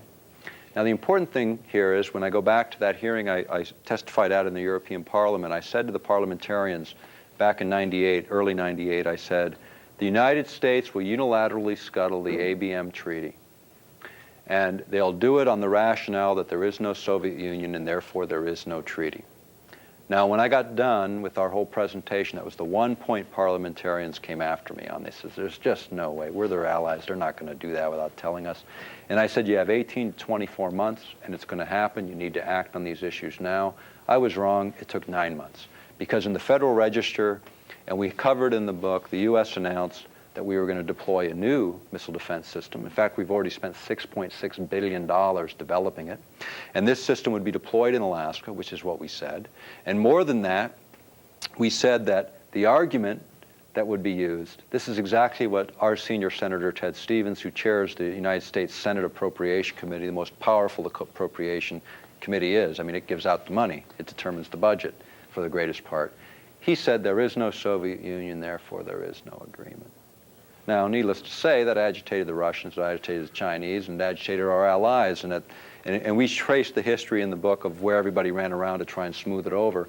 But today, as recently as today, it comes up again in the mainstream media, as this is one point the Russians will not give on. And to demonstrate it, most of you probably didn't connect at all, but they actually fired off of one of their nuclear submarines a missile back into their own country to demonstrate they still had that capability, because what is clearly known is a shield generally is thought to not be possible to work at all for a submarine that's close in U.S. waters launching, because there's no time to fire up the system. Now, what they're also doing, and they're talking about, and I can tell you it's bogus, is they're talking about the idea of using ground-to-air missiles to intercept these ICBMs, these intercontinental ballistic missiles. Now, think about this. You stand on one side of the room and I'll stand on the other, and we'll both shoot a bullet and we'll see if we can hit the bullets, okay? Because that's what we're talking about. We're talking about hitting a bullet with a bullet. One of the leading scientists on this just a few weeks ago came out public and said it won't work, and the tests that they've run have been manipulated to give good results, and this will not work. And from a cover story standpoint, it's an interesting story, but there's some better technologies out there. In fact, this is really interesting because, you know, when you read things at the first blush and you go, wait a minute, is that really there? And here's one that comes from the Department of Energy. And you got to remember, the United States Department of Energy used to be the Atomic Energy Commission. You know, the guys that brought us to Manhattan Project and the atomic bomb. So you got to kind of think about it in this context. These guys own this technology from 1990, and it's U.S. patent number 4959559. And I'll just read you one line out of it because it's really compelling, then I'll explain what the heck it says.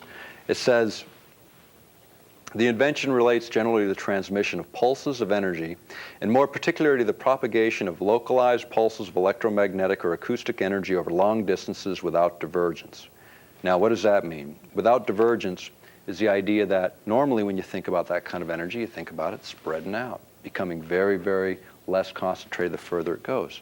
Now they figure out a way to keep it all together.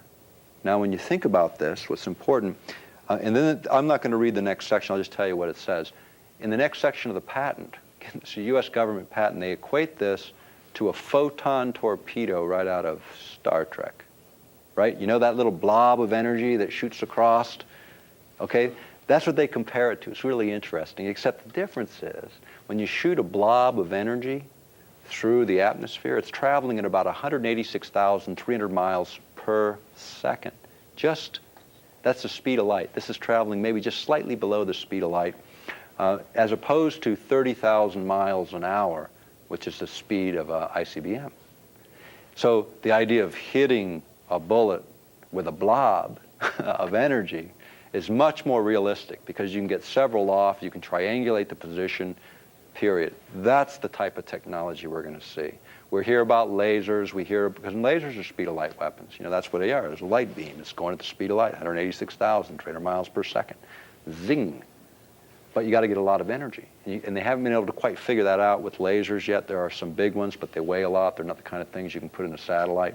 They're not the kind of things you can easily put on the ground. This type of technology is the other half of the ICBM shield system that we'll eventually see deployed, because the other is strictly a ruse.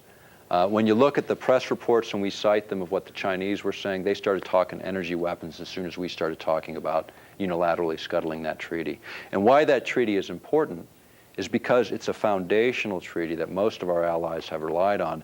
From my perspective, I live in Alaska. Now, Alaska and Hawaii under the existing shield are not covered. Now, Alaska produces 25% of domestic oil, which is critical. Hawaii, as we all know, is the center of the Pacific Fleet, very critical strategically. I want to see these regions protected, believe me. The point is, with these kinds of systems, we may be creating bigger problems than those that we're trying to guard against. We need to walk very carefully when man plays God by manipulating the environment in a very specific way for weapons applications. We need to make sure that we're doing it right and that we're not going too far. And this has not been done. The public debate has not been there for these systems adequately to convince us that they can be done safely. Energy weapons in terms of high-powered lasers and pulsing energy is a very important concept, and I want to explain this concept. And it comes out of an article from the Los Angeles Times, and there's some patents to cite it, but let me just paraphrase it and explain what it means. If you take the energy of 2 car batteries, okay, it's not very much energy, right? But you take that energy and you compress it, and you release it in 150 billionths of a second, 150 nanoseconds, just this little short amount of time, it equals the generating capacity of the United States by 20 times, because you compress that energy and you release it in a very, very short amount of time. That creates a tremendous surge of energy, pulse of energy. Those are the kind of things that are used for knocking out electronics, but with very high efficiency, because in that fraction of a second, you've bursted that energy out. But we're talking 2 car batteries there. Now, this device was actually built by a guy in his garage that demonstrated this. And it would knock out everything. In fact, I got to find the quote now, and it says, it could take the energy contained in 2 car batteries, compress it, and release it in 150 billionths of a second, thus exceeding in those 150 nanoseconds the electrical generating capacity of the United States by about 20 times. In so doing, Aurora simulated the high-energy gamma rays that could scramble the electronic controls of everything from toaster ovens to guided missiles, unquote. And it's called, the article is Cold War Doomsday Machine Meets Own Dooms, Los Angeles Times, March 1996. Interesting, because that's the whole principle under pulsing energy. Now think about things like HAARP that have an effective radiated power of 1 billion watts. Or think of even smaller systems that might be mounted on trucks that might have, the equivalent of 100 car batteries. You're talking about tremendous, tremendous amount of energy. I want to go back to a couple other concepts. In terms of mind control, one of the things about the Gulf War that we heard about, was how did we do this? You know, all these guys running out panicked, and the story was, well, we bombarded them with so much ordnance that, you know, they just gave up. It never washed well with me, because I think about Dresden, Germany in World War II. I think about London in World War II, where every day and every night bombs are going off. Nobody was doing that. But we suspected, but we didn't know until a couple of years, several years actually, after the conflict ended. It showed up in the Scottish press. They were using what is called a silent subliminal that was embedded on the radio broadcast played in the region. Now, the radio broadcasts were playing the music, the Muslim music and the Muslim prayers that everybody was dialed into. And underneath it, silent subliminals that created panic and fear. Now, the same technology, we cite the patent where it came from, which gives it a little bit more meat to hang on the bones of that idea. But then the commercial aspects used in Japan right now, where they're playing in department stores, you know, the elevator music that you're listening to when you're in department stores. Well, underneath it in 7 languages, they have little messages to dissuade shoplifters. And they've been able to chart, you know, their progress. Very successful program, you know, and it's great they're dissuading shoplifters, but, you know, God forbid that they get into a situation where they need more sock sales and they get you to buy 10,000 pairs. The point of the matter is, again, whether it's used for that purpose or some other purpose, there is never, ever a reason why or an excuse for manipulating the free will of any living soul. God won't do it, man shouldn't do it, and when he does, he commits one of the ultimate sins. He violates the very essence of who we are as created images of God by affecting us, doing something that even God would not interfere with. And yet man, for commercial reasons or for military reasons, would seek to do that. We have to oppose that. The idea that, well, you know, would they really use it against Americans? The answer is yes.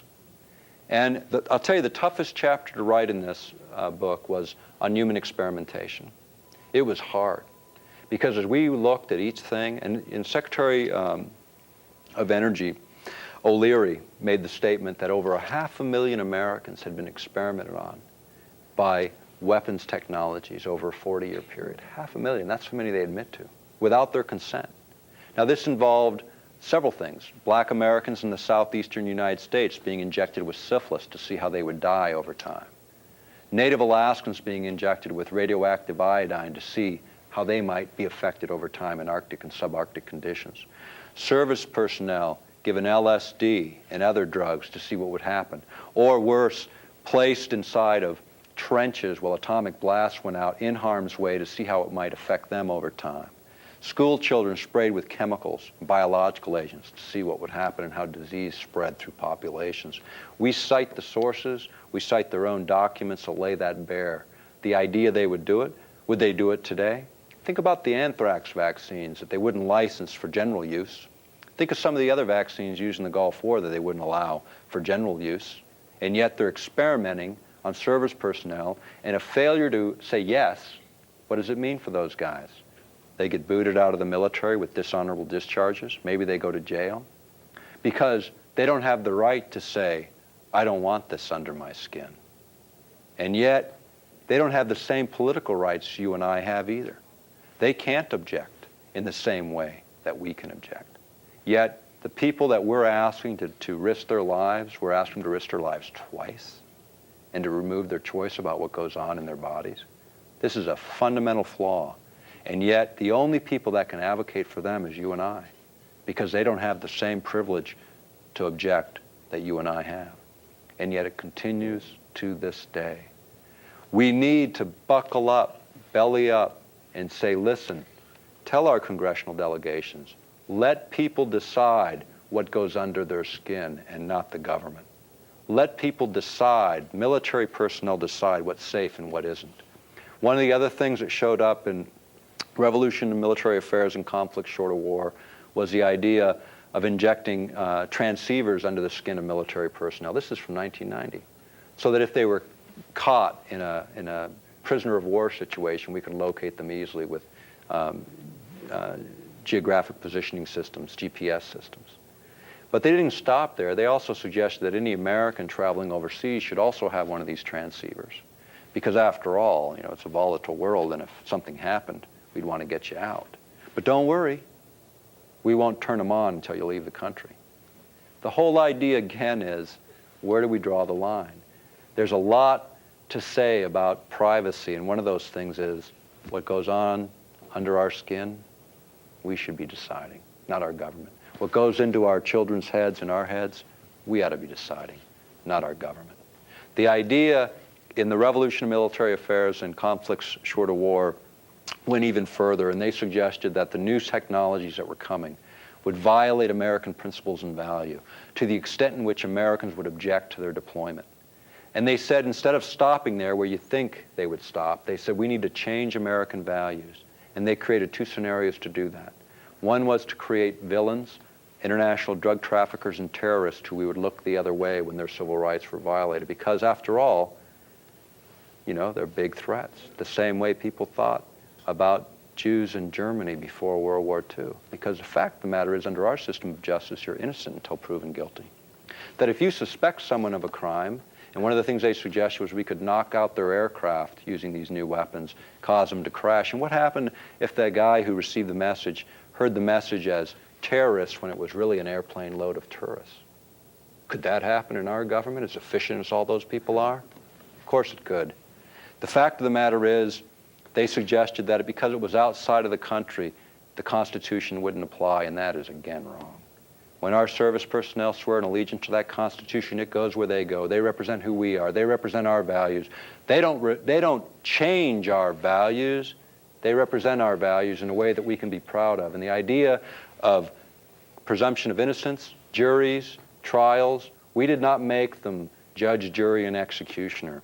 We have to insist that those civil liberties apply in all instances, or we stand for absolutely nothing.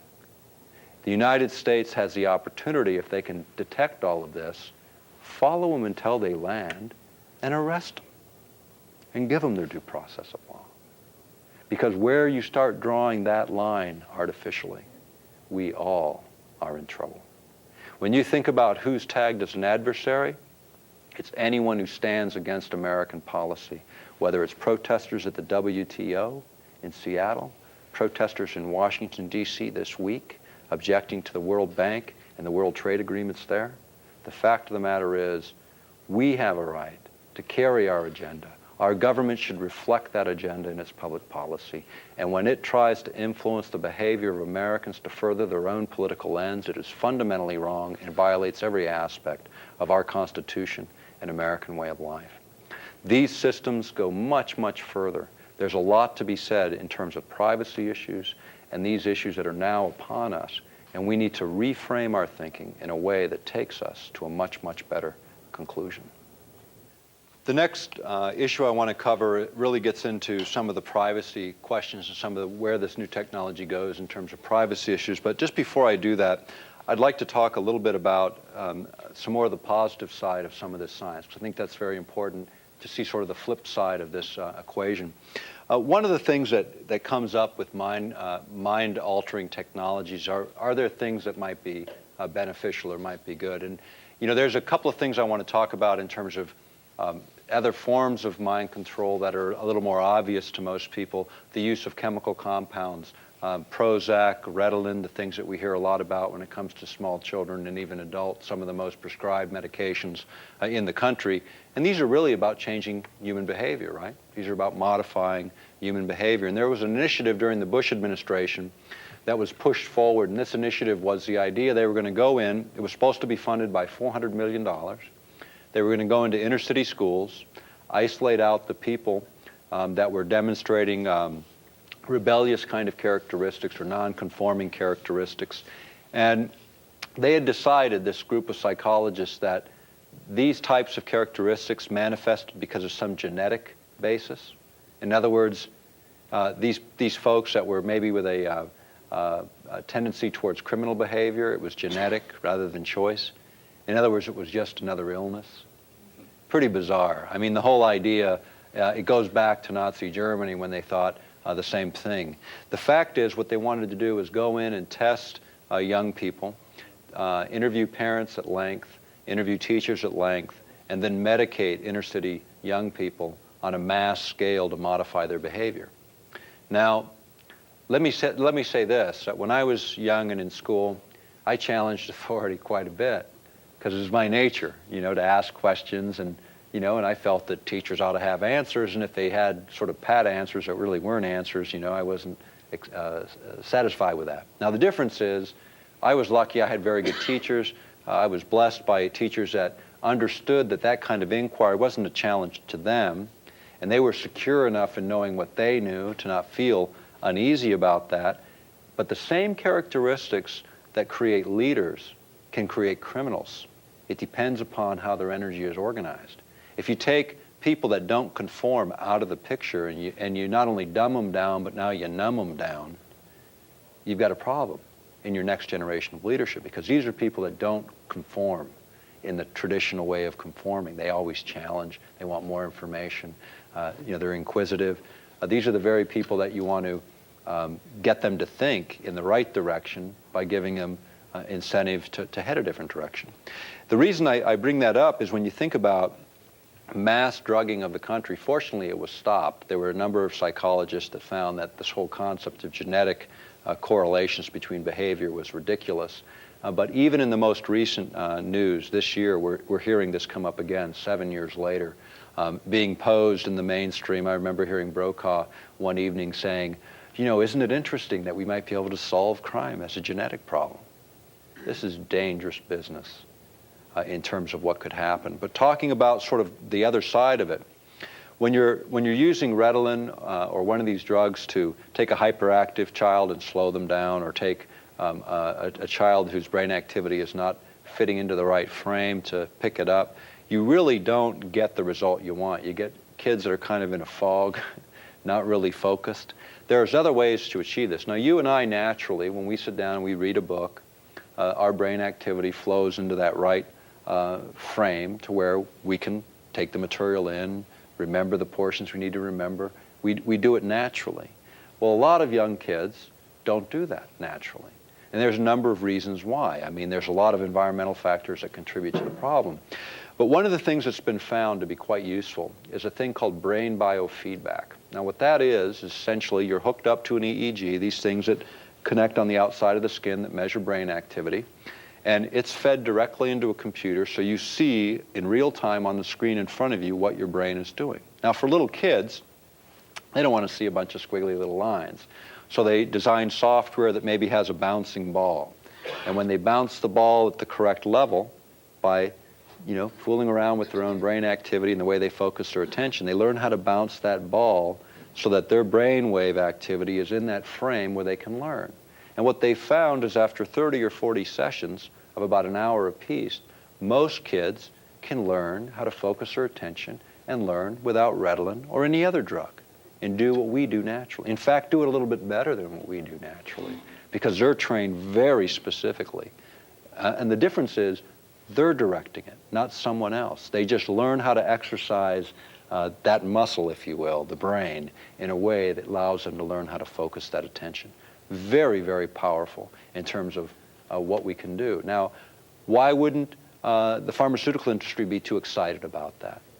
It's pretty obvious, It's all about money.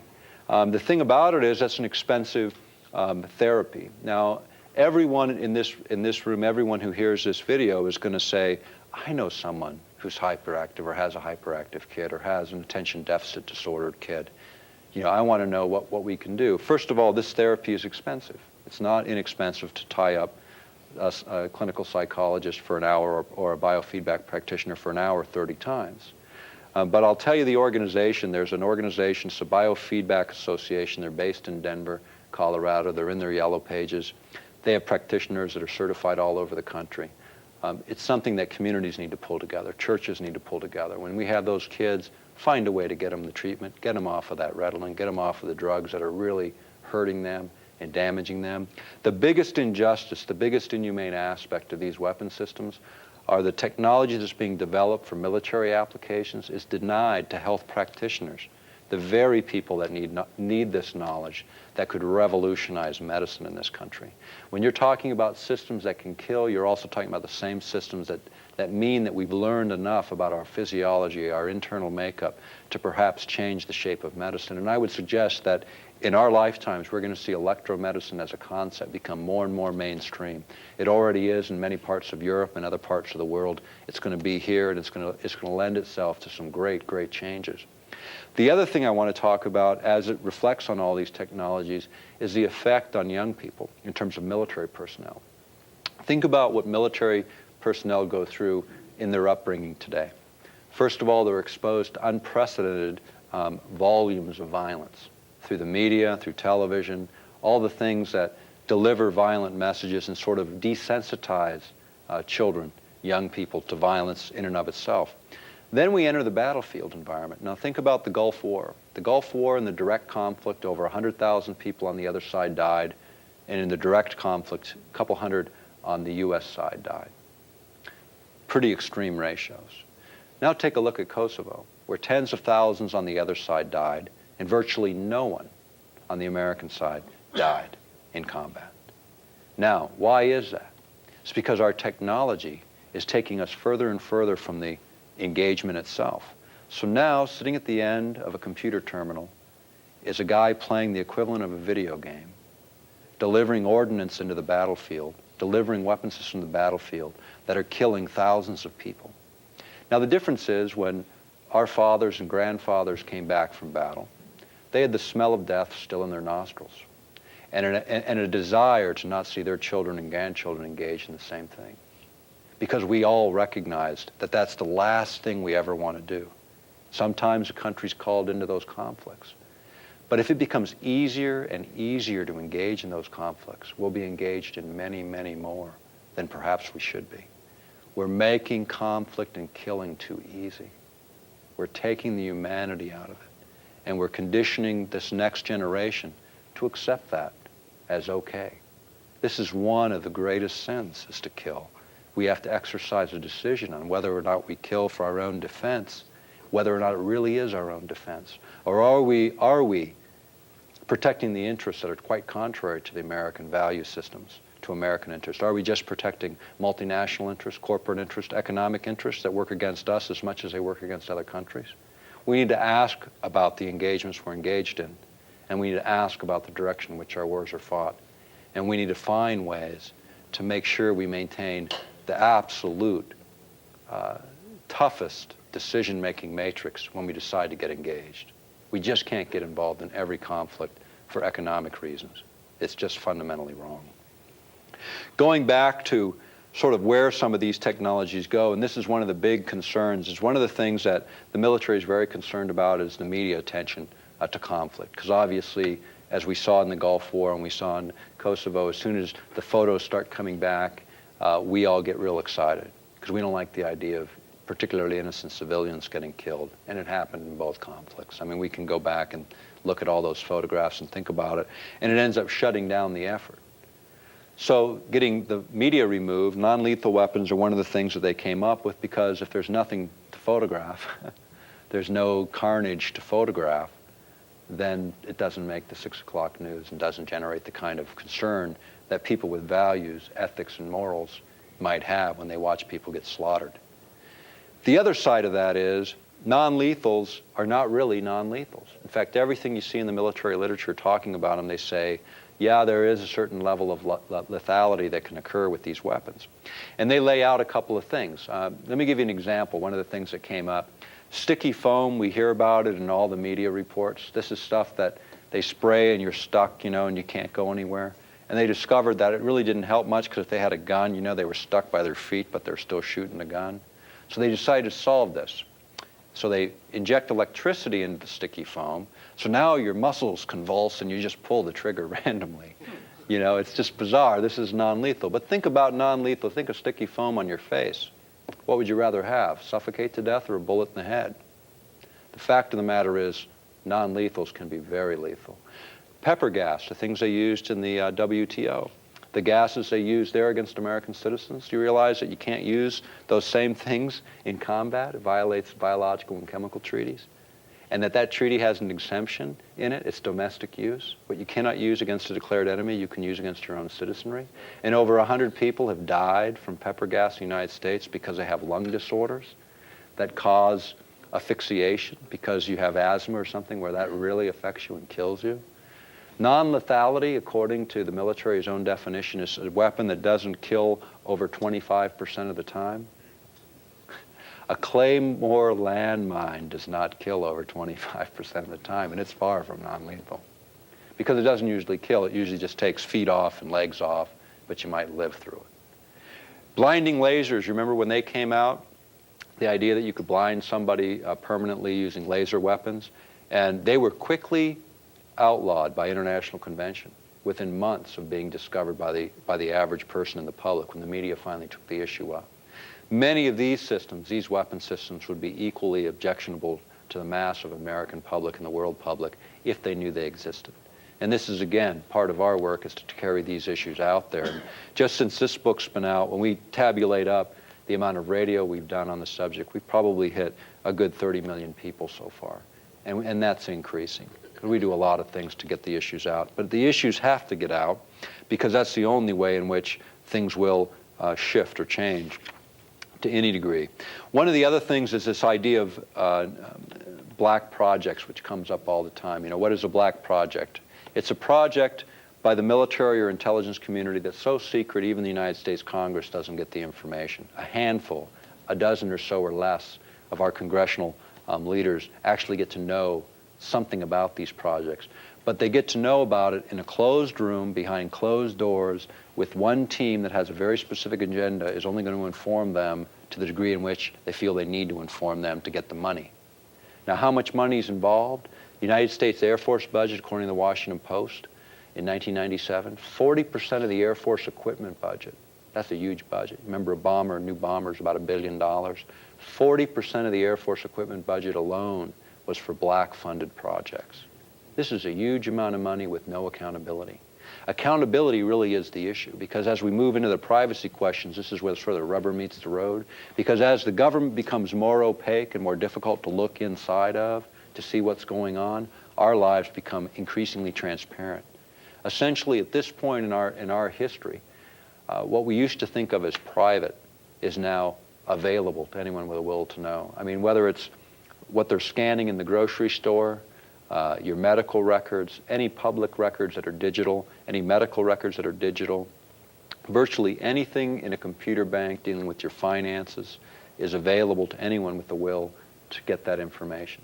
The government's ability to get that information is tremendous. In just one database alone on American citizens, 3.5 billion records are kept, where once they've got your name, they can find out lots of things about you. Now, people go, well, I don't have anything to hide. What am I worried about? It's the same thing they used to say in Nazi Germany as they kicked in your door. You know, I mean, in Alaska, they tried a program called Knock and Talk. This is where a 6x6 rolled up with National Guardsmen and 2 straight troopers came to the door, knocked on the door and said, "Hi, mind if we come in and look around?"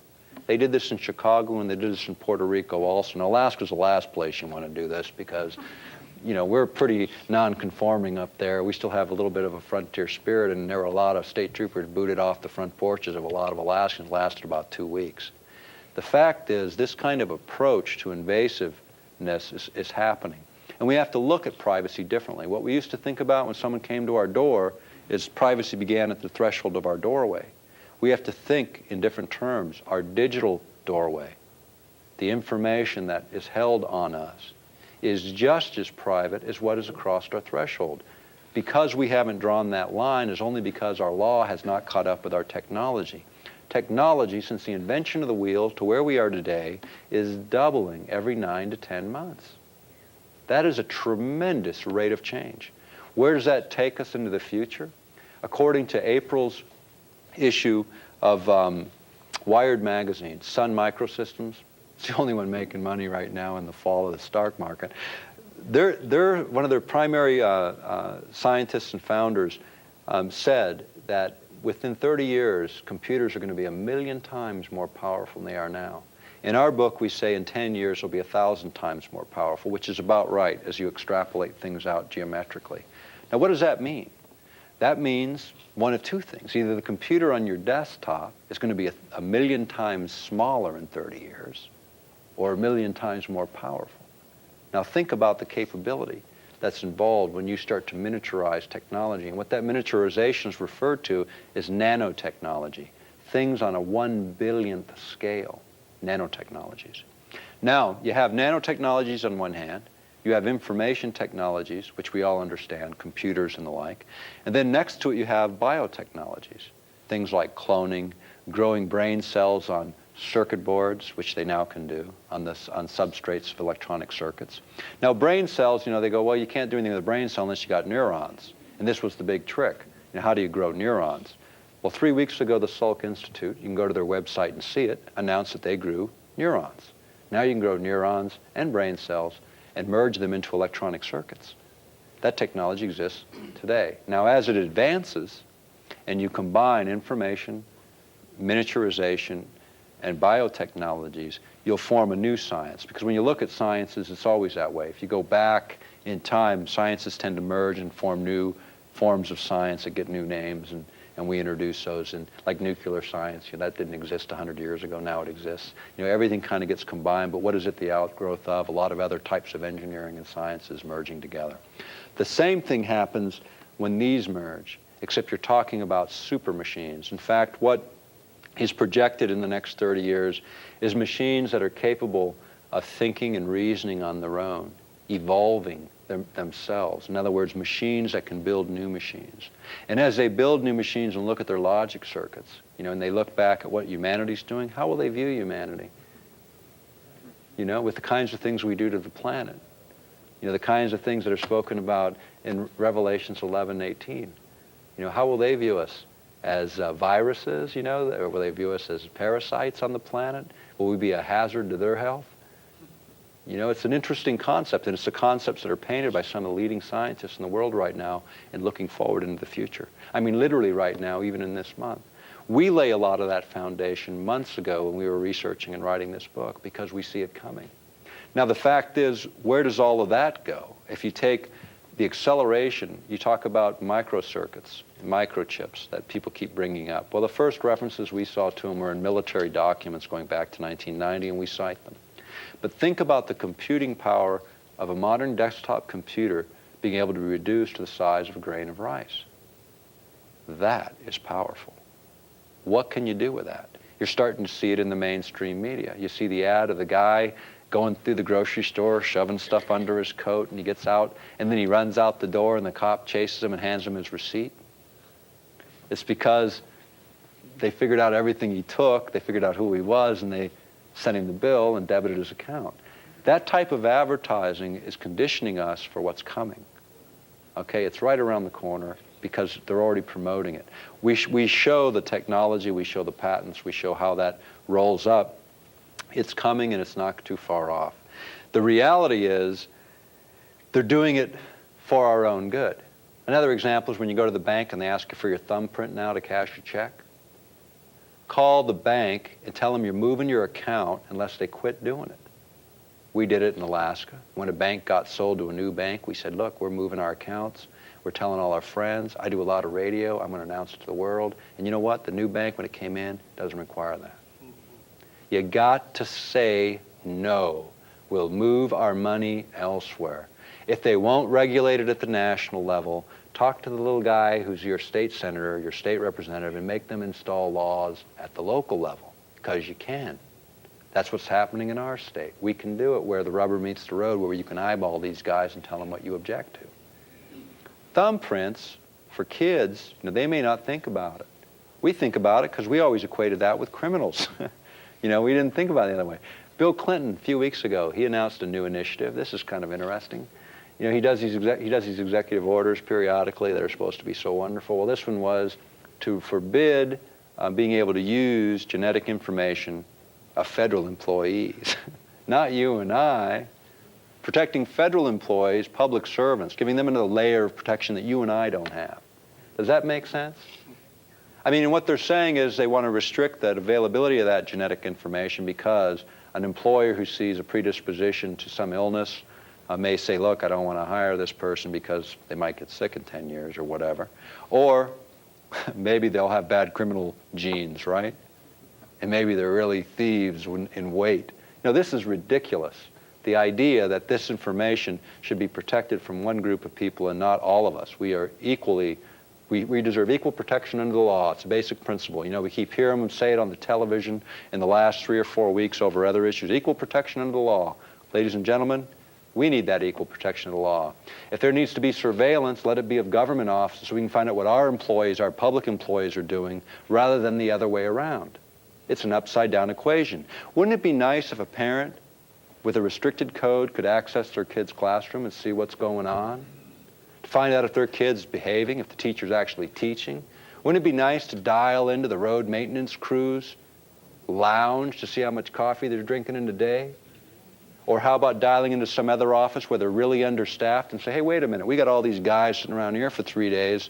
Why don't we move that money over to this office where we need some work done? And they're overworked. Why don't we look in instead of the other way around?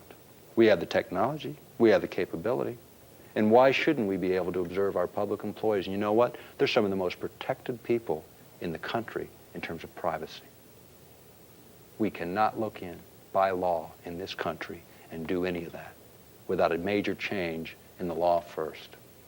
The idea of public accountability is, in fact, the only way to create the kind of changes that we're talking about. When you talk about things that are going on in terms of privacy, many of us have read the reports now, and we cite those, of where in Europe, to find a rapist, they're taking the DNA samples of every male person in the community to weed out the innocent.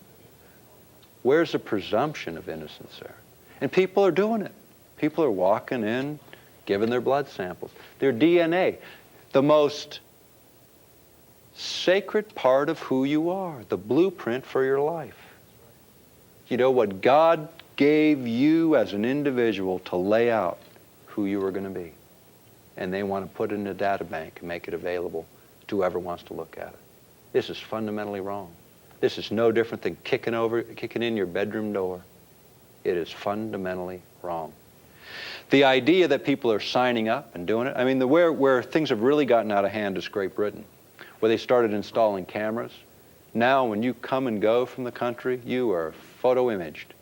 You do not walk in and out of Great Britain without an image. Cameras now are so small, you can get them down to 1/10 of an inch cubed with high resolution, which means the cost of cameras is dropping dramatically, and as a consequence, it's becoming more and more economic to install them on a wholesale basis. In New York City, and we quote it, they've got them all over the city along with microphones. You can't even walk down a street in New York and have a private conversation. And the mayor of that city suggests, you're in a public place, you're not entitled to privacy. Wait a minute. This is a whole concept that, okay, so when you leave your house, now you get no privacy? That is not the way most of us think. We assume we have a private life. Unless we're suspected legitimately of a crime, someone gets a proper warrant and exercises that warrant. And what they're doing is creating an environment of paranoia and fear, so we give up our civil liberties in exchange for what we think is security. Good example, guns, right? This is the big one right now.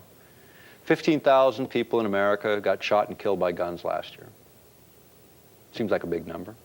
98,000 died from medical malpractice. And the only time you hear about that is when someone's carving their initials in a woman's abdomen. Now figure that one out. Where's the bigger crime? Where should the attention of the public be focused? On getting decent medical practitioners and a system of accountability for medical practitioners that can't get it right. But you know what part of their solution is for that? It's an interesting solution. All of your prescriptions now are going to be fed into databases to protect insurance companies from claims, because a lot of this malpractice is by subscribing 8 or 9 medications from 2 or 3 different physicians. They all interact and kill somebody. So now you load all that information into the computer, and now the insurance company will call the doctor and say, hey, look, here's a cheaper medication, use this one, and by the way, this one might have a side effect, so don't use it because you're interacting with drugs. Now that seems good and seems reasonable, but it's how far do they go? Because the other half of it is they're going to tell them to prescribe other medications that are more economic. And we're starting to see some of that, right? In terms of HMOs, are getting nailed because of this nonsense telling doctors what to do. Now, there's a certain level of that makes sense, and other levels of that don't make sense.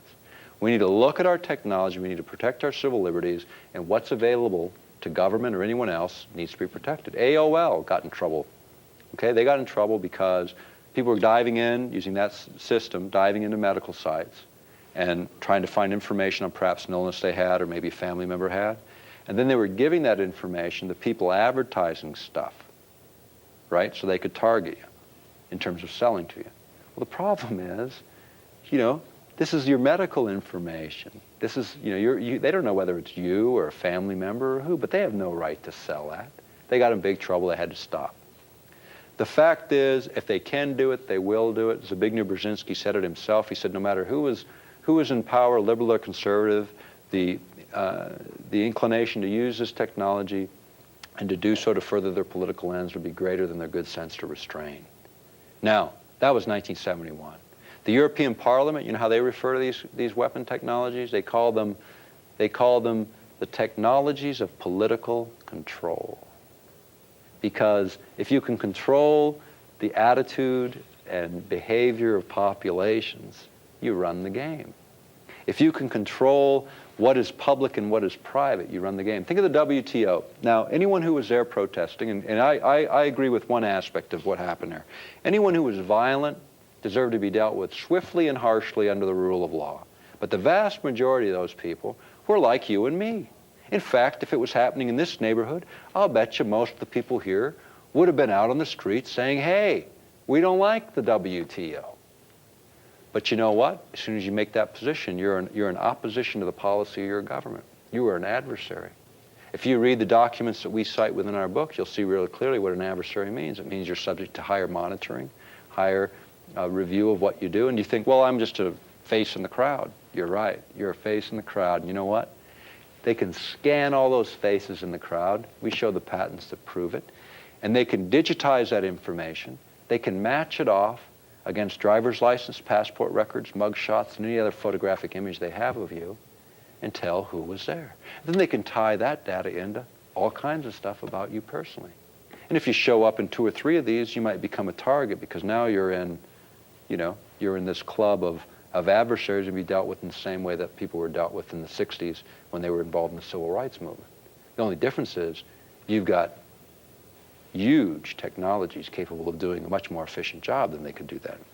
Now, some of you have heard about Echelon. We first learned about Echelon 3 years ago. And this was a project between the United States, Canadian, Australian, New Zealand, and British governments, where after World War II we agreed to sort of trade information. Because on a wholesale basis, you can't spy, the U.S. can't spy on every citizen. So the Canadians do it for us, we do it for them, and we basically spy on each other's citizenry on a wholesale basis. Now in these 5 governments, there's 300 agencies that load in what are called dictionaries. These dictionaries are specific names of individuals or specific phrases, words, concepts, and even voice prints, and I'll tell you about those in a second. Now with that information, what happens is every time those words flow through either phones, faxes, email, any electronic communication, that information is extracted by supercomputers and downloaded to those 300 agencies where tens of thousands of technicians on a daily basis review the material. So they can pin down sort of soft intelligence, right? Then they get some information that shows who the targets are, and then they can really track down who your network of friends are, who your contacts are, everything about you in terms of your communications. Now with a voice print taken in as little as 4 seconds, it's as unique as your thumbprint. It's biometric information, information about you specifically that's unique to you specifically. With that, literally when you pick up a phone on some other part of the planet and start talking, if you're on their dictionary, if you're one of those folks that they want to track, they can tell where you're at, who you're calling, and what you're saying just based upon that digital piece of information that makes your voice so unique. And we cite the information, the patents, and the mainstream press reports on that technology. When you look at biometrics generally, what other kinds of things are there? The heat emanating from each of us is unique. We have a unique signature in terms of infrared that can be picked up.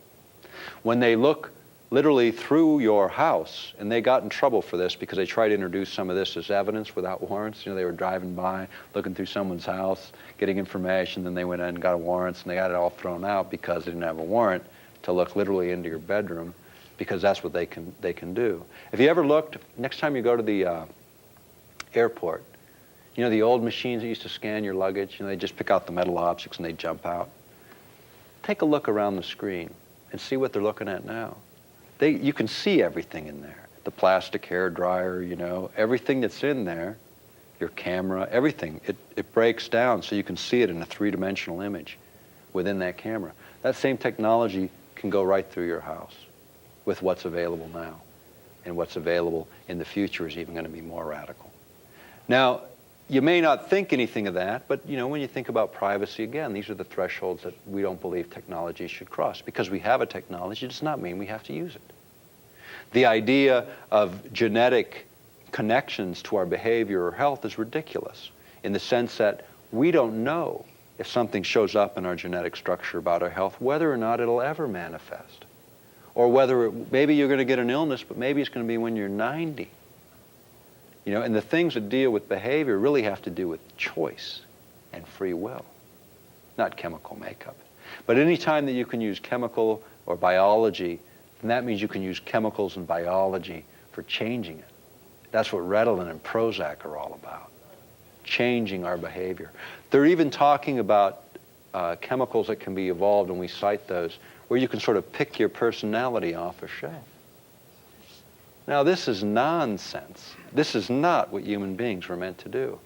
But as societies become more complex, people's desire to escape the reality that we're in, these are things that happen. It's a sanctioned form of mass drug abuse, with licensed practitioners being the dispensers of those drugs, numbing down the population because dumbing them down apparently wasn't good enough. And it's happening now. When you talk about encryption and security, you know, we all think that's safe. There was a little test done a while back, and it was one of the best encryption codes. You know, they challenged people to try and break it. And some college kids in something like 48 hours with $250,000 or so worth of equipment broke the best codes there were. You remember when they were doing the Clipper chips that they wanted to stick in all the computers so they could come in, of course, only with warrants to see what you were doing? And then all of a sudden it kind of went away? They don't need it. That's the reality of it. They don't need that technology to invade your privacy through the internet. You know, if you're hooked up, you're hooked in. They want to look around? Believe me, they can. Look at hackers, what they're going through. You know, in most computers that we have at home don't have firewalls, don't have protections. And even if they did, if the desire to enter that system were there, believe me, they can get there. The idea of privacy still being available to the average person in the public, it's just flat not there. But it's something we can insist on. It's something we can start to grab back before it's totally gone. One of the big purposes when you think about how much information, and I've told you how much comes in, how do you deduce it? How do you get it reduced down to something meaningful? This is very important because you can't do it as an individual. We do it, others like us do it, in order to deliver information in compact form in a credible way so you can use it, because it's tough to do otherwise. It used to be called investigative reporting. The military has given us a new name. Now we're accumulators because we were considered villains because we present national security risks. Let me tell you something. Weapons concepts and military concepts are not a risk. They're a requirement for us to discuss in a democratic republic. How to build the systems, I would agree. That should be a matter of national security. But what they do conceptually, we ought to have an opportunity to debate, to discuss. And people say, well, then you jeopardize security. You know what? In democracies, in a democratic republic, there are going to be certain risks. Because to have an open government, that's the price of open government. Do we allow our government to continue to close the door? Do we allow our government to continue to insulate themselves at our expense, literally at our expense, while the rest of us are exposed to more and more scrutiny, so we can be controlled and directed in a more deliberate way? Because that is the outcome. Think of the media. Think of every time you turn on that news and you hear the latest report. Are they trying to persuade us with information, or are they trying to manipulate us with emotion? And there's a big difference. And I want to point this out because it's fundamental to what I believe is a rational and reasonable presentation of information, whether it's on this subject or any other subject. If someone is motivating you strictly emotionally, this is a kind of motivation that turned citizens like us into murderers in Germany because they were emotionally motivated. They quit thinking, the brain turned off, and they started doing things that they normally wouldn't do. And that's manipulation. From my perspective, manipulation is the essence of evil. When you manipulate the behavior of other people by withholding or shaping information in a way to further your argument, that is fundamentally wrong. On the other hand, persuasion is delivering the information in a way where you're also receptive to new information. So you give your information out, and people say, wait a minute, you missed this, you missed that, you take it in. And eventually between you, you evolve a solution that makes sense because you persuade one another with the facts rather than the emotion. The other side of that is emotion is a very important part because if you take the facts and you put emotion behind those facts, it locks them in.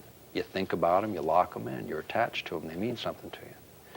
This is a big distinction because if you look at the mainstream media, most of what you see is purely manipulative. The other side, and I want to draw this out a little bit in terms of some of the other things that are happening. You know, in terms of police forces and what's going on there, the militarization of police ought to be evident to everyone. I mean, we all got SWAT teams in our towns now trained by the military. But take a look at what happens when you take community policing sort of out of the equation. You know, community policing is a local thing. You know, it's where the person you went to school with becomes a sheriff or police officer. People you respect, they know your community, they participate with you as real human beings, not as some detached thing, but a real person. Now you have lots of federal money flowing into police force, and with it comes strings. And you also have this change in mindset. The place where you see it the most is the big cities. Think about Los Angeles. Now think about the kind of tactics used in Los Angeles, where the law isn't good enough, so 30 police officers get suspended because they've been falsifying evidence in hundreds of cases. Have you read about that yet in the paper? It's in there. Because they manipulate the evidence to do what they think is good, forgetting the values under which we function. The idea of having evidence and presumptions of innocence. You may have some villains out there, and some of them are going to get away. I can tell you that. But if we start stomping on the civil liberties of everyone, eventually it will be us. Because I can tell you, Christian people are not viewed as friends of the government. Look at the literature, and we point it out. They consider us radical nonconformists. I think that's great. But I just don't want them shooting at me or my friends. And the fact of the matter is, because we take strong positions and because we're a strong political force, because when we act, when we have faith and we step into the game, we're the mainstream of this country from all different beliefs. And they use things to divide us and separate us, to dilute our power as people. They use politics to manipulate our behavior.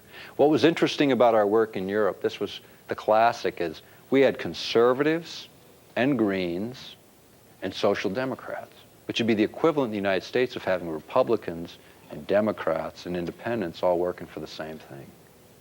That they couldn't stop. There are issues that we can find common ground. When we find that common ground, use it. You know, the best support we've ever gotten started with the Christian community, the far right. The far left finally came on board.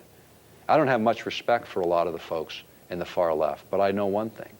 When you talk about these issues, the issues of privacies and civil liberties, it strikes us all the same way. Because fundamentally, the thing that made this country great is that we could be different in so many ways and yet find common issues where we could move forward together and create the biggest changes. Whenever the mission was big in this country, people pulled together around that mission, recognizing their differences. I remember a day in my own state when politics was of this type.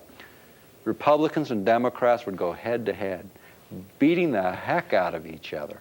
But at the end of the day, when the votes were cast, they could sit down together and be civil to one another and work together on those issues they found common agreement on. Look at the things that are separating us now. And mainly it's the influence of multinationals who use us to play off of one another, to manipulate us for their own political ends. Whether it's the Republicans or Democrats, it's right-wing, left-wing, same bird, ladies and gentlemen. Same bird when you look at the outcomes. At the local level, there's still a chance. At the federal level, it's less of a chance. At the presidential level, it doesn't matter which one wins. They'll get us arguing over the social issues while they run away with the bank and our freedom and every other issue. That's also important. At the local level, we still have a fighting chance. But we can't wait for people to step up to the plate. Look in your communities at the people that stand out. Move them into the game. Support them.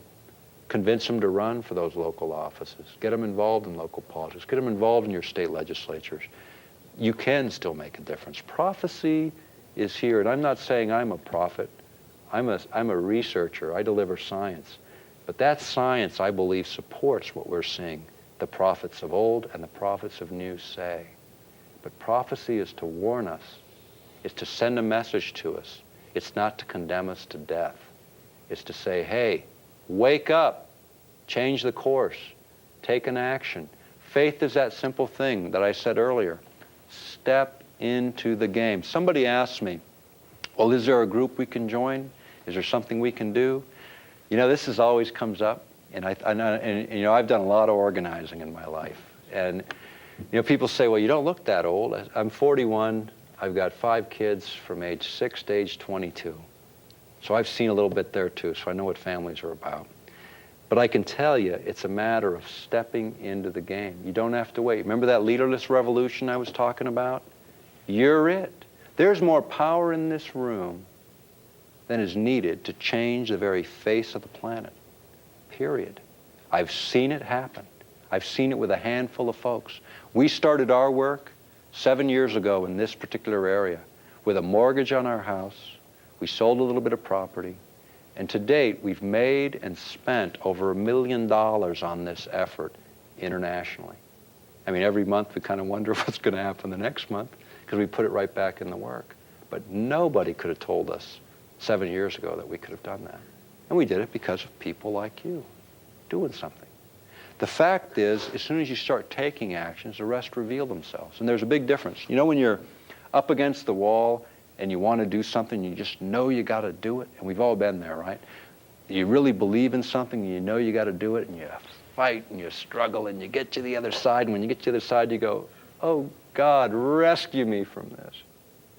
Because there's a difference in the way in which faith works and our own personal agenda works. And the way faith works, from my experience, is you step into it and you do feel a little resistance, but it tends to move away. If it doesn't move away readily, chances are it's probably not of God, it's of us. It's our ego pushing that door, pushing that wall. That's going to be begging for help on the other side. May not mean it's the wrong direction, just might mean it's the wrong timing. The fact is, what's in front of us should be a joy. It should be able to be exercised with love, compassion, joy, not with anger, not with fear, not with hate. In all the work I've done, I have never experienced fear in any of it because I know I do not walk alone. The organization I'm talking about, you are all a part of. It's the church, and the church isn't a building. It's us, individually. It's inside our soul. It's who we are. Scripturally, that's what the church is. What's a witness? Is it what we say? I don't think so. I think it's what we do. A testimony is what we say. You know, I feel sorry for the guys that come up to my mother-in-law's house and knock on the door who think they're witnessing. And these guys have a rough experience. They walk in the door, she sits them down, and then she drills them and says, you know what you should really be doing is finding out who on this street is too old to mow their yards, too old to take care of the things they need to take care of. You want to do something? Do that. And then maybe they'll ask you what you believe. And you'll have a chance then to testify. Witnessing is what you do, what you see someone do. Step into the game. It might be a simple thing as a smile, as I said earlier. It might be more complex. But whatever it is, it'll be clear to you, and it will not create stress. It will not create anxiety, because God doesn't give us things we can't handle. We give ourselves things we can't handle. We step into complex issues that we go, why did I do this? And the reality is, we have to reclaim that birthright, what Christ came back to remind us of, which was to wake up the potential of God when he works through us without us getting in the way. And a lot of the getting in the way has to do with our attitudes towards how we approach the things in front of us. And they're really quite simple. Try. Pick an issue, any issue. A simple thing everyone in this room can do. Very simple.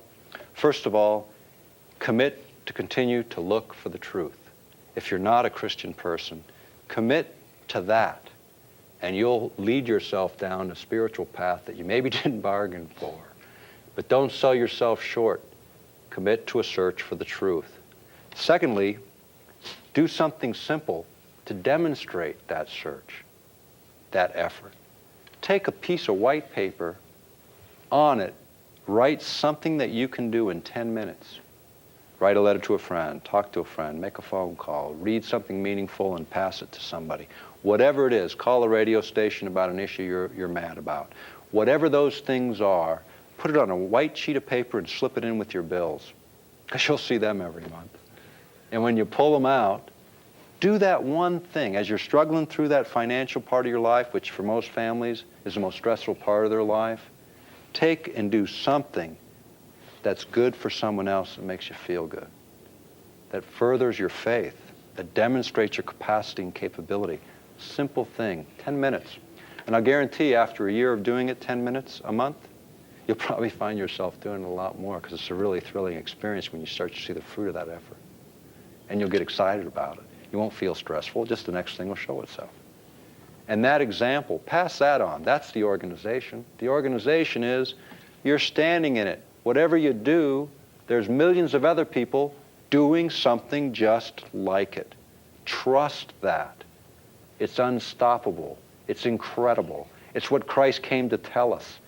Love each other, act in love, do things that are meaningful. They don't have to be big things. You know, did Christ go to the place where we're all sitting? No. He went to the places where nobody else would probably go. He met people where they were. He didn't pass judgment on them in that moment. He encouraged them by an example. First, an example. And then it was, why is that? You know, somebody would ask the question, and then the testimony began. There's a big difference. What we do is important. That demonstrates to people who we are. Some of the things that happened last year that were so devastating, we had so many people digging into the foxholes.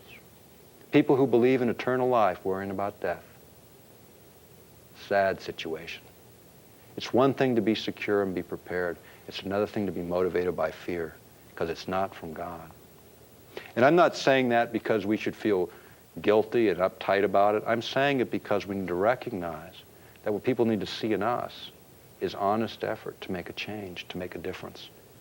Even in the most hopeless situation, you know, because it isn't about winning. It's not about winning or losing. It's about trying. The winning or losing is in somebody else's queue. The trying is in our queue. The effort is in our queue. That's the step of faith. If we lose, the world says you lose. Maybe you didn't. You know, I'll tell you a Chinese story. It's an interesting story. It's an old story, but it's a good one. There was this guy, and he had a horse, and he's very poor, and he sends this kid to the market to sell the horse because he needs the money. And the horse gets away, and the community says, oh no, how horrible, how terrible, you've lost the horse. And the father says, no, it could be good or it could be bad. The next day, the horse shows up, brings 7 wild horses with him. And the village all comes out and says, oh, this is great, this is wonderful. And he goes, no, it could be good or it could be bad. The next day, his son is trying to break one of the wild horses, gets thrown from the horse and breaks his leg.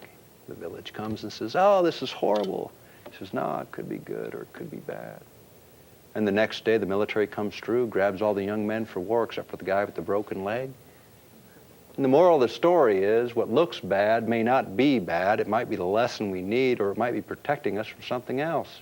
And we can all look back on our histories in life, no matter how short or how long they've been, and bad news usually converts to good news, and the thing that hangs it up is how long it takes us to wake up to what we were supposed to learn in the first place.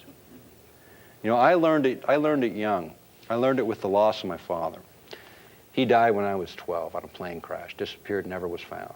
But the majority leader of the House, the United States House of Representatives, Hale Boggs, who some of you may have remembered the story, he was the third in line to be President, Hale Boggs. You know, Nixon, Agnew, Hale Boggs, Speaker of the House, then Hale Boggs, fourth in line. That's the way it ran. They were on a plane flying from Anchorage to Juneau. The plane disappeared off the radar screens. Poof, they're gone. Never found, biggest air search in the history of the United States. 3 weeks later, his election happened for his second term, and he won. You know, the guy that eventually won in the special election is still there today, who has the distinction of being the only congressman ever to be beaten by a dead man. And if you knew the guy, you know, it wouldn't surprise you. The fact of the matter is, for me, that changed my life, changed my brothers and sisters' life, changed my whole family's life, quite frankly. But even in that, as horrible as it was, and it was like a missing in action, you know, or a prisoner of war, because they never did find them. But, you know, you learn from that. And what we learned in that, what I learned in that is, no matter how bad it is, you can wake up to a new reality. And usually it's the bad, the worst, that can change you, that can modify who you are. Death, divorce, the horrible things in life are the greatest opportunity for change. For me, it totally turned me around as a young person. I went from a CD student to a 4.0. I took a very serious look at life, and my whole life changed from that event. The fact is, every negative event is what we make it. We can wallow in it. Some people do. I remember watching my grandmother wallow in that one for the last 20 years of her life. I mean, it'd be the toughest thing to lose a child. But they're opportunities. They're meant to wake us up. They're meant to focus our attention. It was 20 years later that we found out the truth. And the truth was, it was found out by a reporter for Roll Call, prestigious magazine in Washington, did some Freedom of Information Act requests. It's interesting, Hale Boggs, for those who don't know, he was on the Warren Commission. He wanted to reopen the Warren Commission. 6 months before the plane took off, he called for the resignation of J. Edgar Hoover, who, for those that don't remember, he's a pretty corrupt guy. If he didn't own you, that's how he stayed there. He manipulated the Congress and anyone that was in his way by using the national security forces, our government forces, to further his own political ends.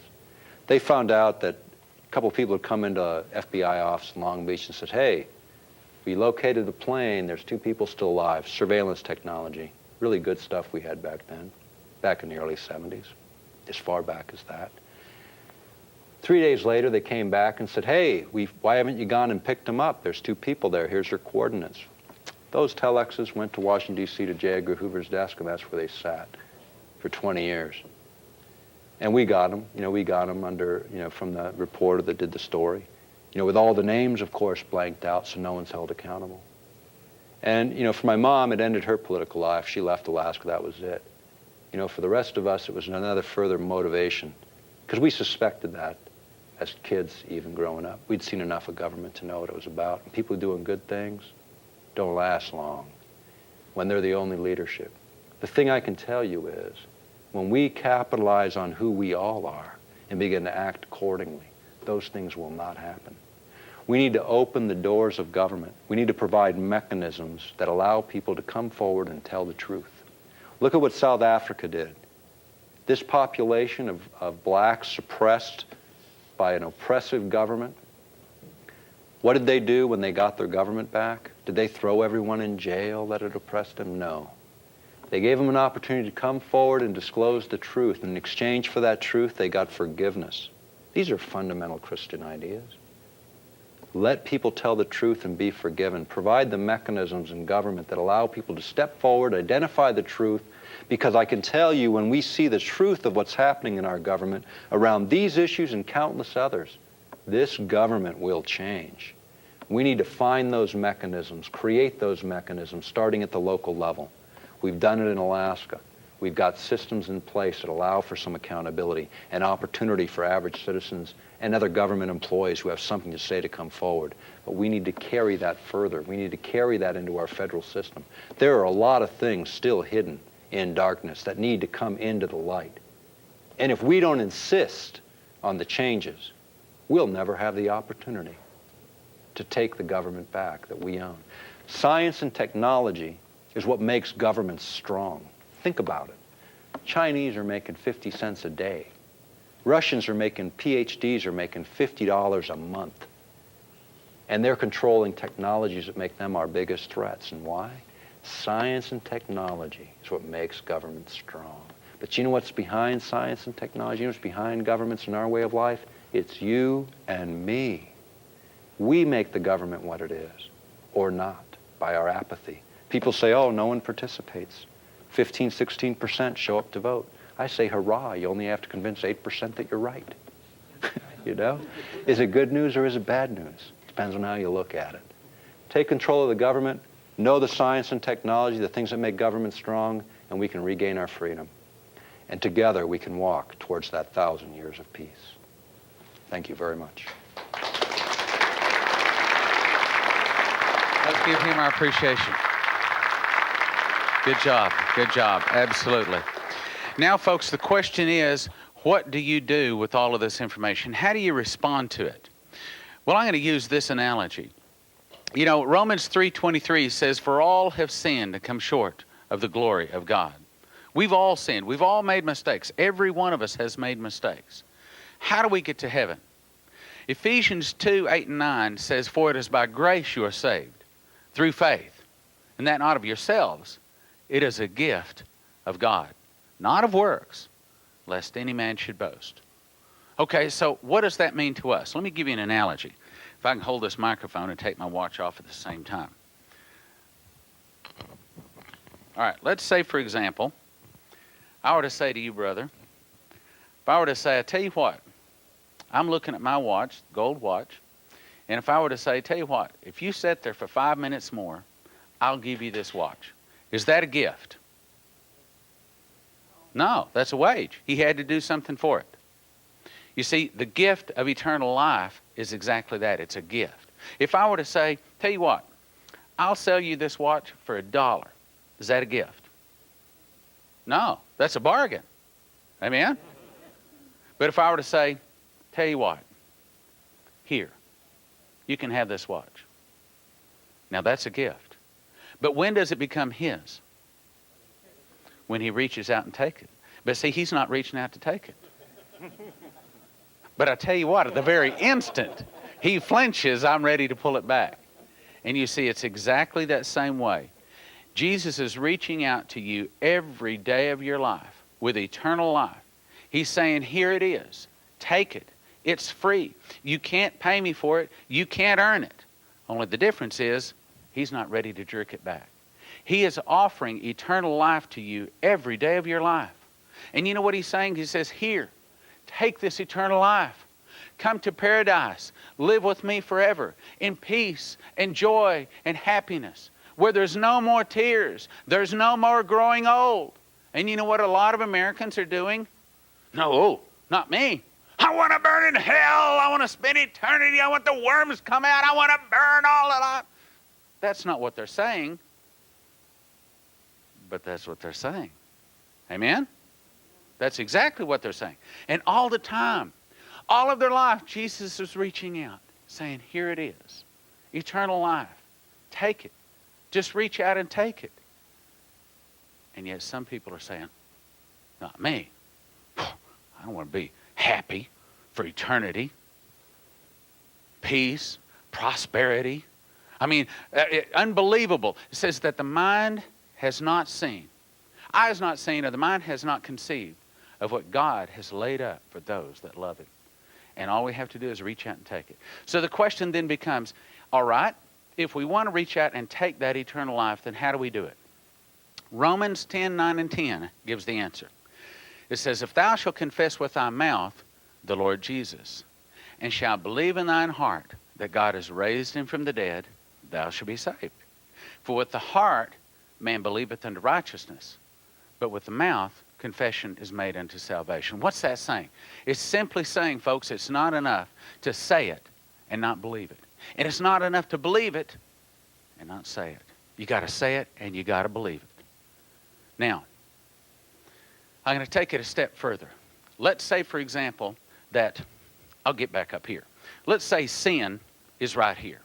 This represents the ditch that we've all been in. Amen? Don't sit there and say, holier than thou to me. We all been in that ditch, right? We got that mud all over us. Say the ditch is here. And let's say holiness is over here. Here's what happened to us. We were over here in the ditch in the world, and we were walking along having a good time, for the most part. And then this finger out of the sky pointed down and said, you know, boy, you're a sinner and you're going to hell if you don't get right, if you don't receive Jesus. And we said, oh, well, I don't want to go to hell. Okay, Jesus come into my heart. We prayed the prayer. But how's our life? A lot of times Christians are still in the sin. We got the same mouth, the same friends, the same habits, the same bad sinning. And what Acts 2:38 says is repent. That means turn our back on that old life. Repent. Every one of you in the name of, repent.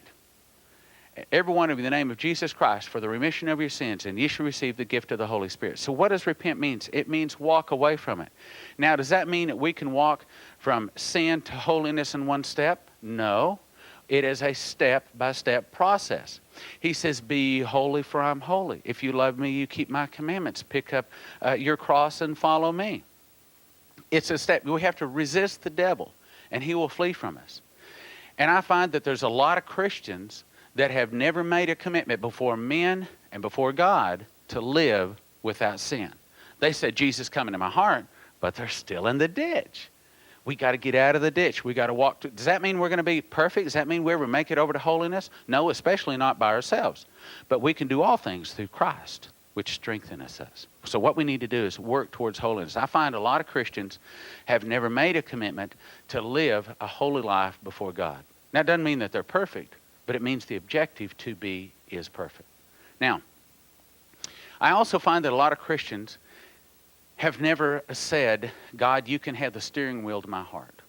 In other words, they want to be a Christian, but they don't want to let God be in charge. They will still want to live their life. They still want to do what they want to do. And they haven't ever, so to speak, put their job application up on the king's desk and said, I want to go to work. To whatever, that doesn't necessarily mean full-time, but to whatever degree God wants to put you to work, you're just basically saying, I want to go to it. It depends. It doesn't make any difference how far or what it is you tell me to do. If you tell me to do it, I'll do it. So there's three things we're about to do. First of all, we're going to pray and ask Jesus to come into our heart to wash our sins away so that we can reach out and take that eternal life. And then I'm going to go to a second step, and I'm going to ask the cameras to stay with me. The second step, where we're then going to ask people to rededicate their lives.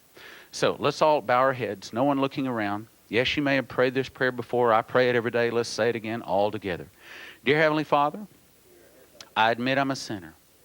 And I confess with my mouth, and I believe in my heart that Jesus is the Christ, the Son of the living God, died on the cross, arose 3 days later, sits at the right hand of the Father.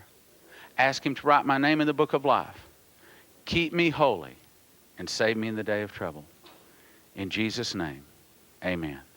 Now, if you want to make that second commitment where you're saying, I'm going to promise from here on out, I'm going to do my best to live a holy life, and I'm willing to go to work for God, then what I'm going to ask you to do in just a moment, I'll ask you to stand. We're going to make that commitment together. We're going to pray, make that commitment before God and before men. So if you want to make that second commitment, making your objective to live without sin and to work for God, please stand.